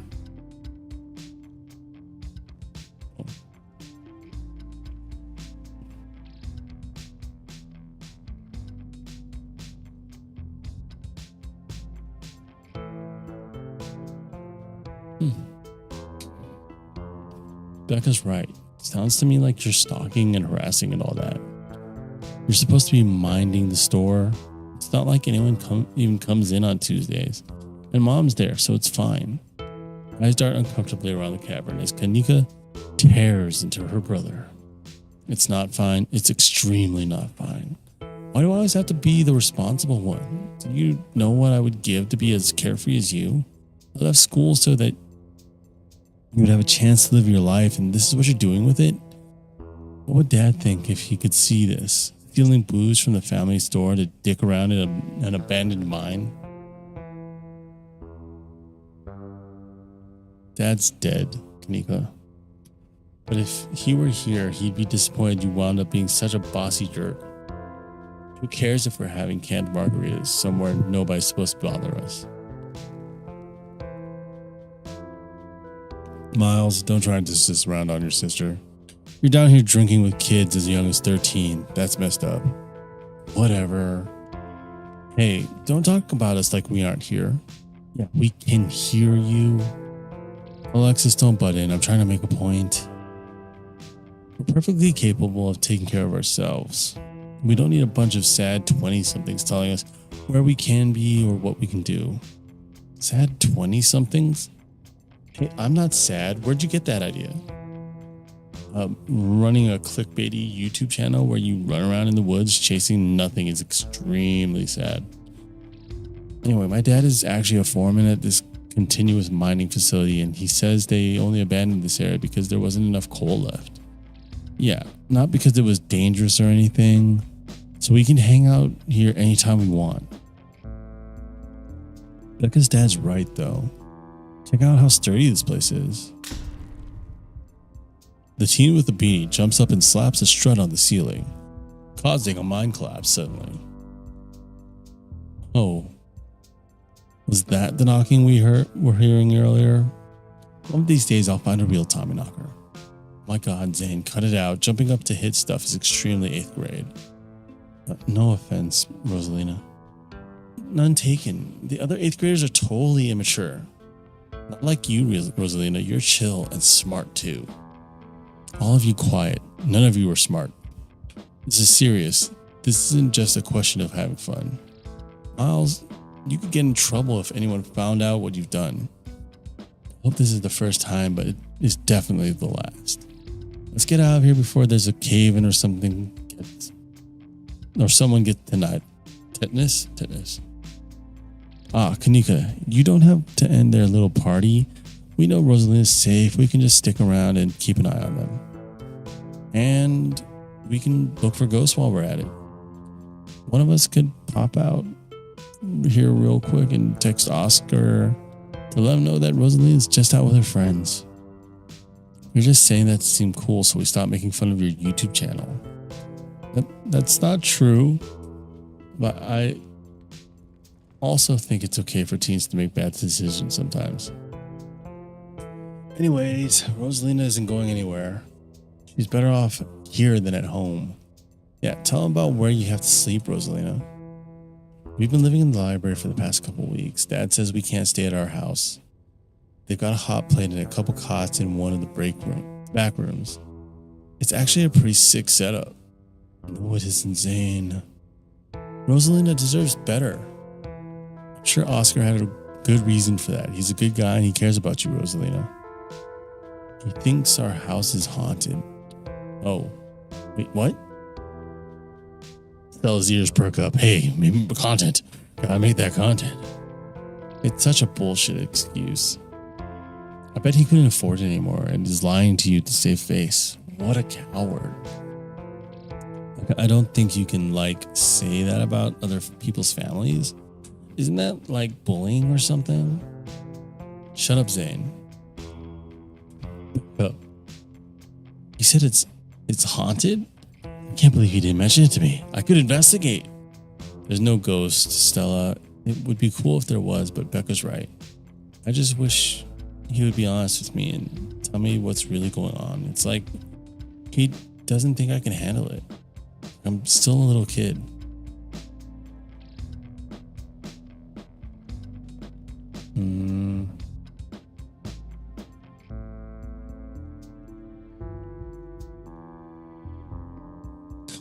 At this rate, I'd be surprised if your house wasn't haunted. Why are all the adults in this town such weirdos? There is no ghost. There are no such thing as ghosts. Oscar's just lying. Yo, what if we break in and ghost bust the place anyways, just to be sure? My God, Zane, you can't ghost bust if there's no ghost. Also, Rosalina lives there. She can't break into her own house. There's no ghost that you know of. I bet we could figure out how to bust if it's actually real. And if it isn't real, well, problem solved. You know, Rosalina, you could always stay over at my house until Stella ghost busts your place. We have a finished basement with a pull-out couch. Why are we talking about this like it's a thing? It's not a thing. There is no ghost. Whether there's a ghost in Oscar's house is a question for a time when we're not in immediate danger. And to ruin everyone's fun, the answer is probably no. There's not a ghost. Now I'm going to drag my shithead brother back home and suggest you kids leave this empty mine before someone gets black lung or gets crushed by rocks or meets any one of many terrible fates people tend to meet in abandoned mines. Kanika is interrupted by a pair of thunderous knocks. It wasn't me, I swear. Then what was it? Come on, Stella. Didn't you have a whole list of perfectly natural explanations for scary mine noises? It's Tommy knockers for sure. I know this isn't why we came down here, but we've got to check it out. Stella, do you have no sense of self-preservation? I don't think she does. I think she just wants content as much as possible. Nobody's going deeper into the mine. Nobody's staying in the mine. We're all leaving. Please, before my heart gives out. It'll be fun, Neeks. It will not. I don't see it being fun. Wait a second. Where'd three of you run off to? Are you kidding me? Wow, Kanika, maybe if you weren't still scared of the dark or whatever, you would have noticed them sneak off. I noticed them sneak off and I've been zoning out the whole time we've been here. Okay. They must have squeezed through the child-sized tunnel. No. Dang. I've always wondered where that goes. I've never been able to get these hips through there. Becca's head pops out from the tunnel's entrance. We are not about to let you come in here and ruin our good time. The mine is safe. I've been here 1,000,000 times. Yeah, if Becca says we're safe, then we're totally safe. Whatever. Come on, you two. I know a cool spot this way. Okay, I think we can catch up with them if we just follow their voices. Do you want to take these two out of here while Mark and I track them down, Neeks? Look, I know I've been a bit of a fuss about not liking this place, but I'm not about to leave you two alone down here. What if something bad happens and I'm not here to help? Or what if you run into something totally normal down here and you think it's a ghost and I miss out on the chance to figure out what it actually is? Alright, knuckleheads. If I don't escort you two out of here myself, can I trust you to actually leave and go home? Yeah, sure. I can never fit in that tunnel anyways. They have crossed a barrier that I cannot. So my time here is up. But only because Stella promised me a ghost hunt tomorrow. Whatever, I still have to do my dailies anyway. And the service down here sucks. Good, now go. How are we gonna fit through that? Miles and Zane quietly head back towards the entrance. Alright, let's get this over with.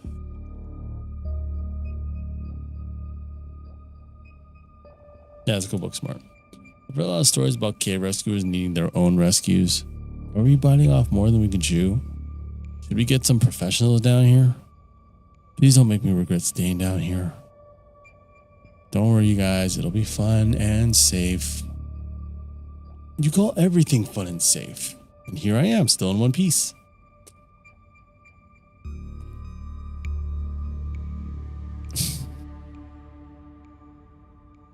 Alright, let's do this. We can get coffee at Winnie's once we're all out of here. My treat. You and Kanika exchange a glance as Stella ventures forward, and we venture deeper into the mines. As the three of you move deeper into the mine, you hear echoes of conversation bounce across the walls. Becca, why are we doing this again? We could get in so much trouble.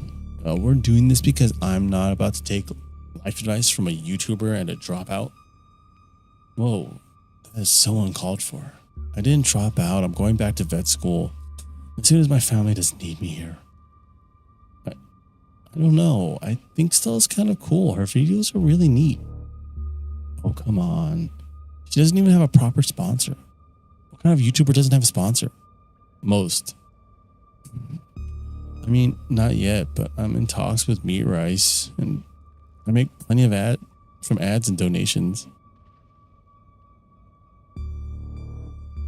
Dang, Stella, Meat Rice, that's a big deal.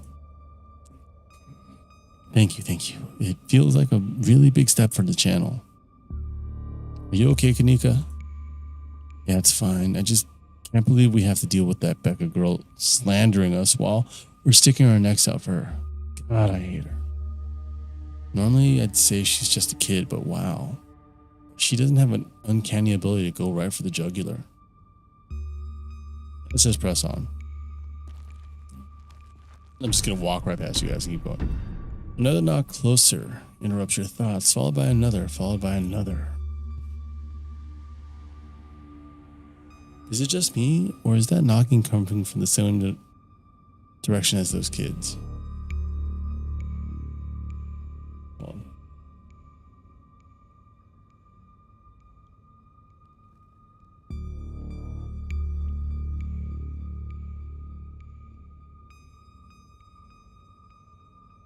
yeah, it's not just you.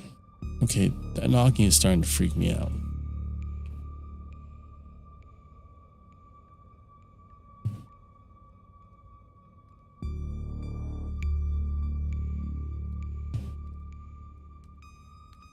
Calm down, Rosalina. It's just mind sounds. Those classic big, heavy knocking mind sounds.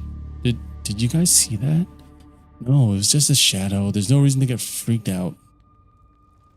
I saw it. Shut up. There's nothing down here.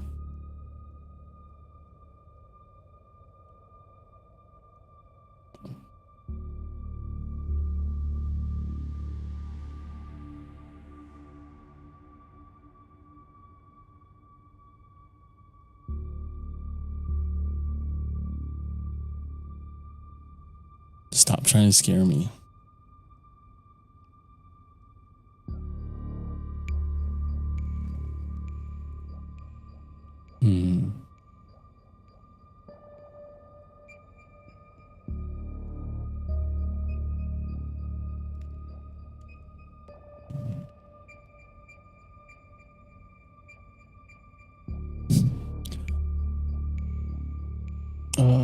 Let's see.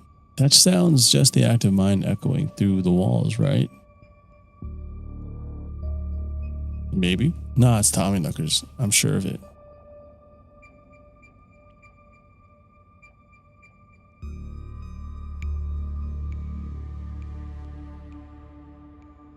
Tommy knockers aren't real, but there's a reason people think they make those sounds. And it's not a coincidence that the whole Tommy knocker myth is tied to mine collapses. Let's just we're getting closer. Let's keep moving. And where'd we go?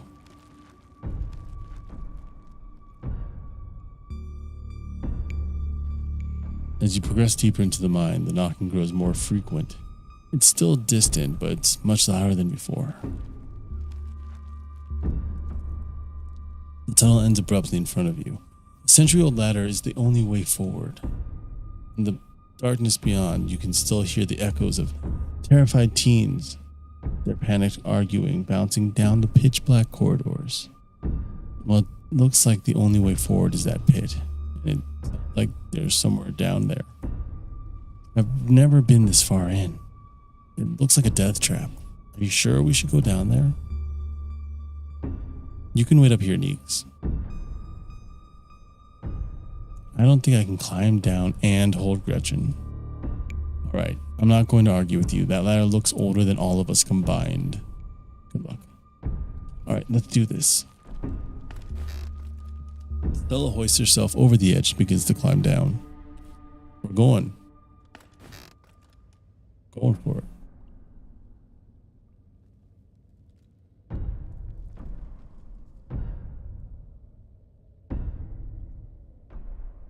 Stay safe, Mark. I'm pretty sure this is the way we... Come on. Pretty sure. I thought you've been down here before. Okay, maybe I didn't get this far in, but whatever, it doesn't matter. I definitely remember the way out. Hurry, I don't want to be down here anymore. I think it was actually this way. Oh, shut up. No one even wanted you to come with us anyway. Becca. Yeah, they're close, all right. It sounds like they're really lost. The voices around you, those of the teens and your companions, sound odd, distant. Forward we go. There's something in the darkness before you that's much louder, though you don't hear it. Walking towards it. You don't hear it, but you can feel it in your chest. Desperate need to perceive and be perceived. Hey, are you alright, Mark? Bear witness. Stella reaches for your shoulder, but not before the light. What is that? What is that thing?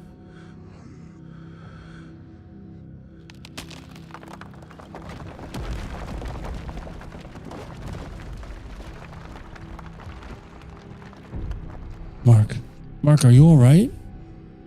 Did we fall? Did we faint? Thank God you're alive. It looked like you had a seizure or something, and then you just conked out. He's okay, Kanika. Thank God. Okay, don't move a muscle. I don't want you straining yourself while you're still recovering from whatever that was. Kanika and I are going to go get you help. We'll be back soon, I promise. You fade back out of consciousness as your companion clambers out of the pit, intent on your rescue. That's actually a very scary thing to witness. I've seen it, like where dude just conks out of nowhere. You raise up on your elbows, head still swimming from the visions, your surroundings coming back into focus. Your head throbs as the knocking continues. Now, magnitude's more intense than ever. Through it, you once again hear the panicked voices of bickering teenagers echoing down the stone corridors. Okay, you're just getting us more lost. It's this way. If you're so sure, then why don't you just leave?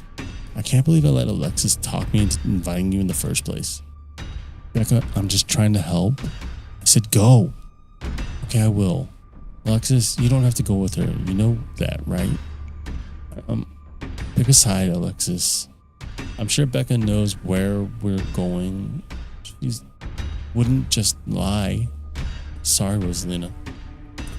The increasingly desperate voices of the teens are drowned out by the thunderous knocking. You can practically feel the ground shake beneath you. You can almost see the walls vibrate with the intensity of the hellish sound. As you settle more into your senses, Rosalina appears in the passageway to your left, out of breath and teary-eyed. I'm sorry I snuck off like that. I just wanted Alexis to think I was cool. The entire cave shakes with the sound of a rock fall. This place, at least part of it, is coming apart. Becca and Alexis are still down there.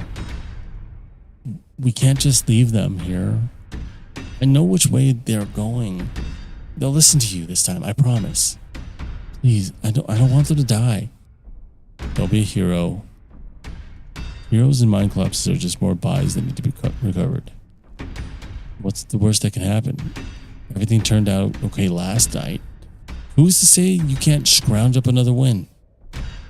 Another dusting of debris is falling from the ceiling. You don't have long until this mine collapses on you. I'm going after him. Let's do this. Thank you. Get back this way, hurry.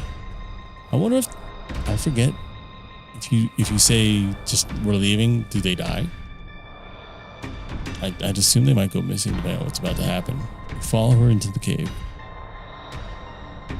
The mines shake with new thunderous blows. A bit of rock and dust fall off the ceiling and scatter on the floor around you. I thought you knew the way out.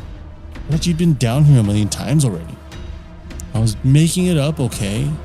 We're coming. Just stay where you are.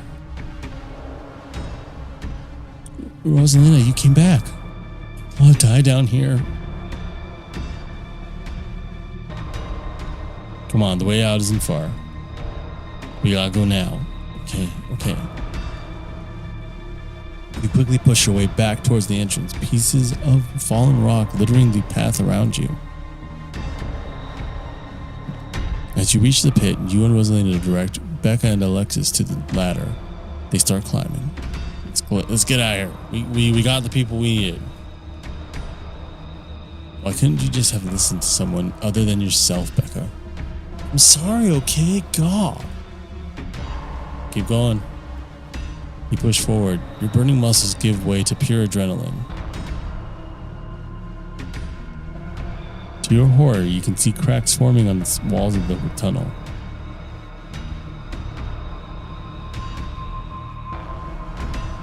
Come on, you gotta go faster. We're almost there. I can see the entrance. Your surroundings quake as the mine collapses around you. Ooh, Rosalina's.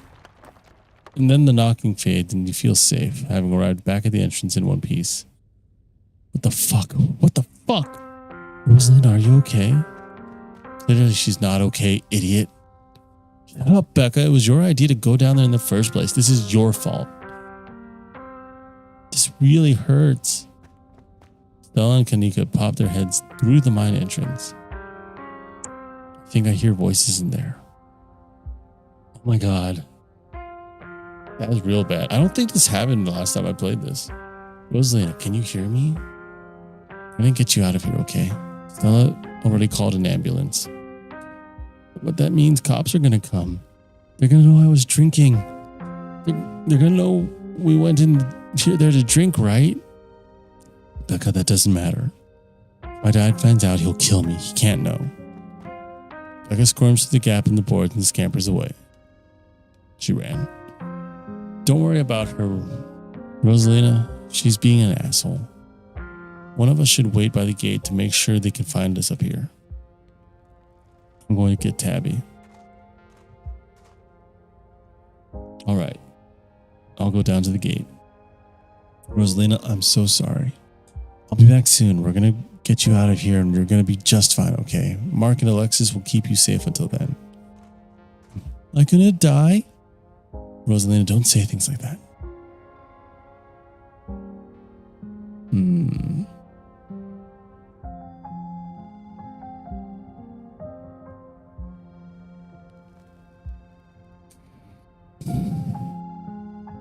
Yeah, you're going to be okay. Just keep breathing.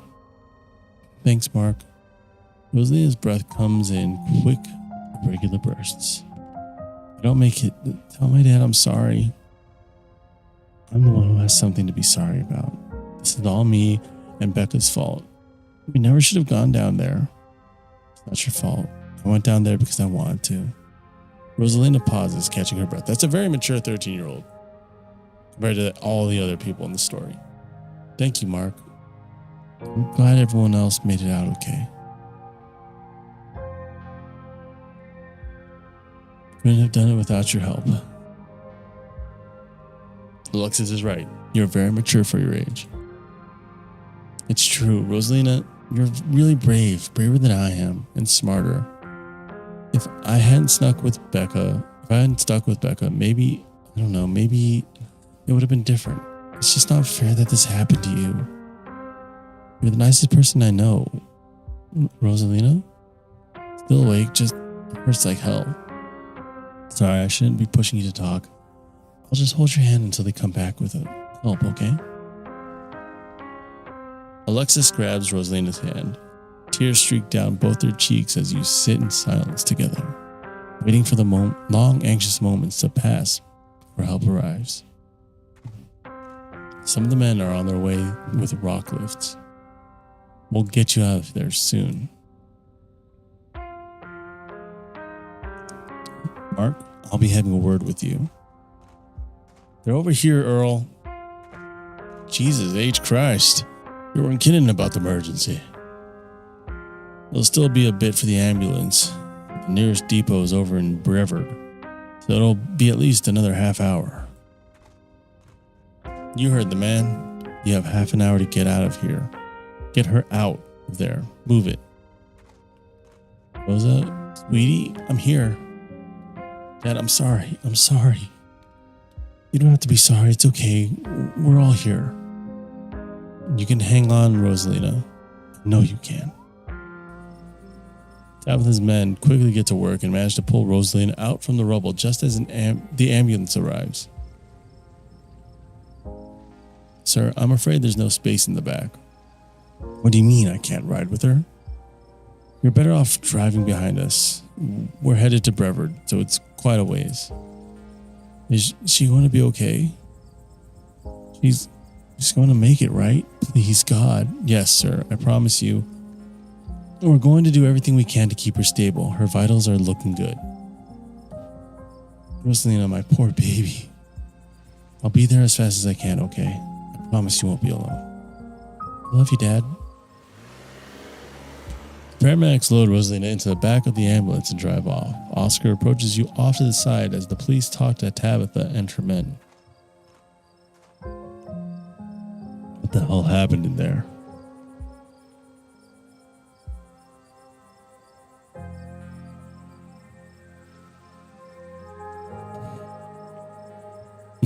Goddamn after school special happened in there. I mean, sure, but those kids maybe shouldn't have been in an abandoned old coal mine. No, this was no teenager's fault. It's a parent's job to make sure their kids don't deliberately put themselves in these situations. Rosalina was mad at me, and instead of fixing the thing that was driving her away, I just ignored it. This is my fault. Oscar, I'm the parent here. I'm sure she thinks I'm making things up about our house being haunted, but I've seen things that I can't explain. And it's only gone worse over time. She told us about it down in the mine. For what it's worth, I believe you. No comment. After tonight, I don't know. Once you're back from the hospital, we can check it out for you. Thanks, Stella. That means a lot. Gotta go. Mr. Gutierrez, is it okay if I come too? I want to be there for her. Of course, Alexis.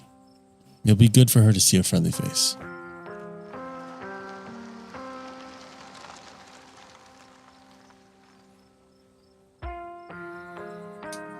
The two of them head over to Oscar's car and drive off. So, what happens now? What happens now is we have a word, all of us. What the hell were you three doing down here? I gave you very specific instructions, Mark. Stay in one place while I finish my meetings. I was only gone for like an hour, and here you are at the site of what was the almost deadly mine collapse. Tabby, come on. It's not Mark's fault. Stella's right. If this is anyone's fault, it's yours. You have an abandoned mine on your property that was barely even boarded up. It was only a matter of time until something like this happened. If anything happens to Rosalina, it's on you, Tabitha Scarlet. How dare you? It's not like I put up a big neon sign saying cool place for teens to hang. It's clearly not safe. You, the three, were up here with them. Why didn't you do something to get them out of there sooner? We did our best, Tabitha. We saw them sneak into the mine and we tried to get them out of there. They really didn't want to listen. At least nobody died, probably. Come on, guys. What's the point of arguing like this? I know it can feel cathartic to point fingers and yell, but what's it going to accomplish other than bruised egos? You're right. Very mature for Stella. Come on, we're leaving. Now hold on a minute, Miss Scarlet. Mind if we have a quick word with your cousin, Miss, in private? Okay, fine, just make it quick. And don't you dare try to pull anything on him. He did nothing wrong here. Ladies, I'm afraid that means you too. Don't you need to talk to us? We witnessed this too. Oh, sure, but that can wait. We know where to find y'all.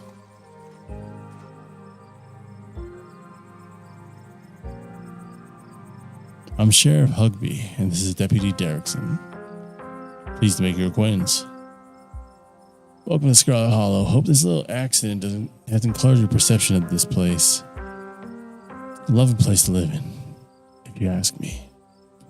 Lovely indeed. Now, Sheriff Hugby, don't you think it's a mite odd that these teens found themselves in an old abandoned mine on the very property Mark's family happens to own? And don't you think it's a mite bit odder that Mark happened to be in there and there with them at the time of said collapse? I'd be lying if I said it wasn't peculiar. Though I'm sure you're an upright citizen, Mark, and all this is surely an unfortunate coincidence. Still, a good cop should ask himself these questions.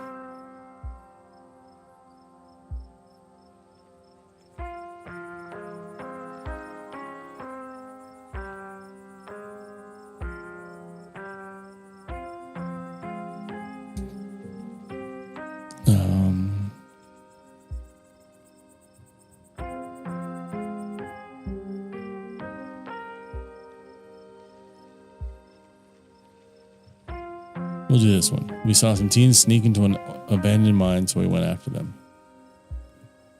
We were just trying to do the right thing. Of course. Very noble of you. Pardon our questions. Just trying to gather all the facts, you see. Just being thorough. Our duty as officers of the law. Well, if there's nothing more you can tell us, I suppose we'll let you go on about your evening. But we may be in touch. Have a good one. Deputy Derrickson tips his hat to you. The two officers wandered back toward the mine, Derrickson taking notes as they examined the scene. You make your way towards Stella and Kanika. I just can't believe it. I left them behind in there to get help. Is it my fault, Neeks? Stella, no. You did your best. It's not your fault. Hey, guess the cops are done with you. Are they gonna take you in for being present at an accident? Sorry if they gave you a hard time. Small town cops, you know. Always blame everything on drifters. Even acts of God, I guess.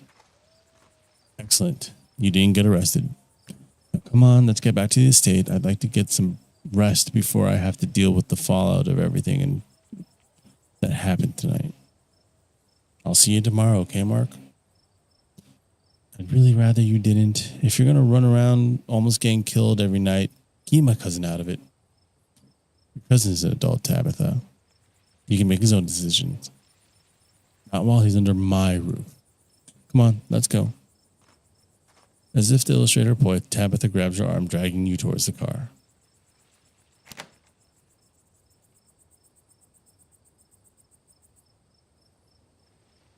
Return.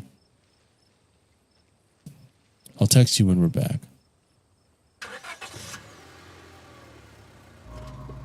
Tabitha doesn't say a word as the car cuts along the darkened road. You try to keep an eye on the surrounding wilderness as she drives, wary of what may lurk behind the tree line.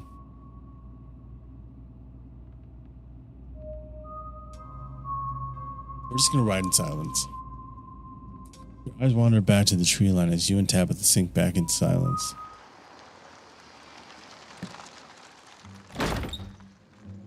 You once again cross the threshold into the estate, the musty stench of the decaying mansion, greeting you with its undertones of mildew and wood rot. Well, this day was a lot more stressful than it needed to be, and I'm sure it's the precursor to a horrifically stressful week. I'm going to bed. I suggest you do the same. Good night, Tabitha. I'll see you in the morning. Tabitha turns to make her way up the stairs, her posture defeated. Time to turn in. You head up to your room to turn in. You collapse in Tabitha's dusty guest bed, your head empty of thoughts. After your time in the shaman, you barely even notice the dust. Your phone buzzes on the table.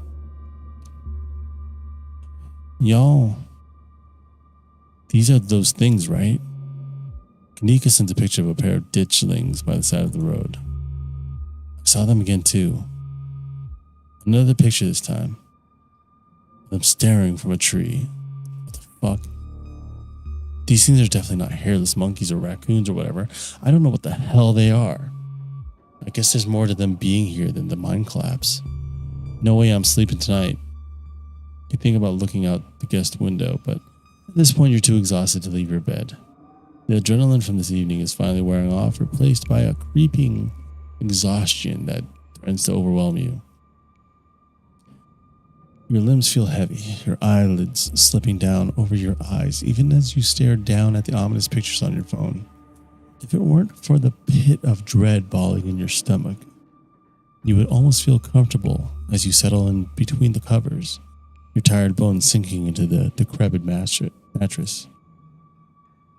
When you close your eyes, you see Rosalina's face, twisted with pain, staring up at you, with tear-streaked cheeks. Trapped by powers beyond her control, terrified of what her now uncertain future would hold. Your eyes shoot back open, pounding as the door to your room swings open. How did she open the door? It's a cat. It's nice to see another living being, even one as unfriendly as Tabitha's cat. The comfort of her presence sets your mind at ease, and you finally slip into a deep sleep.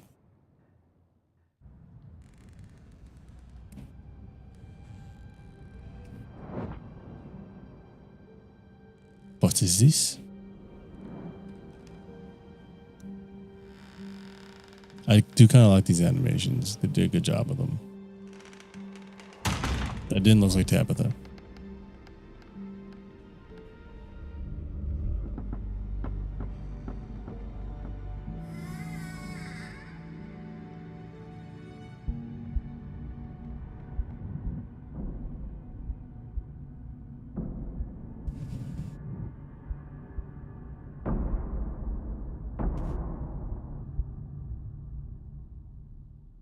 Something is rumbling down there.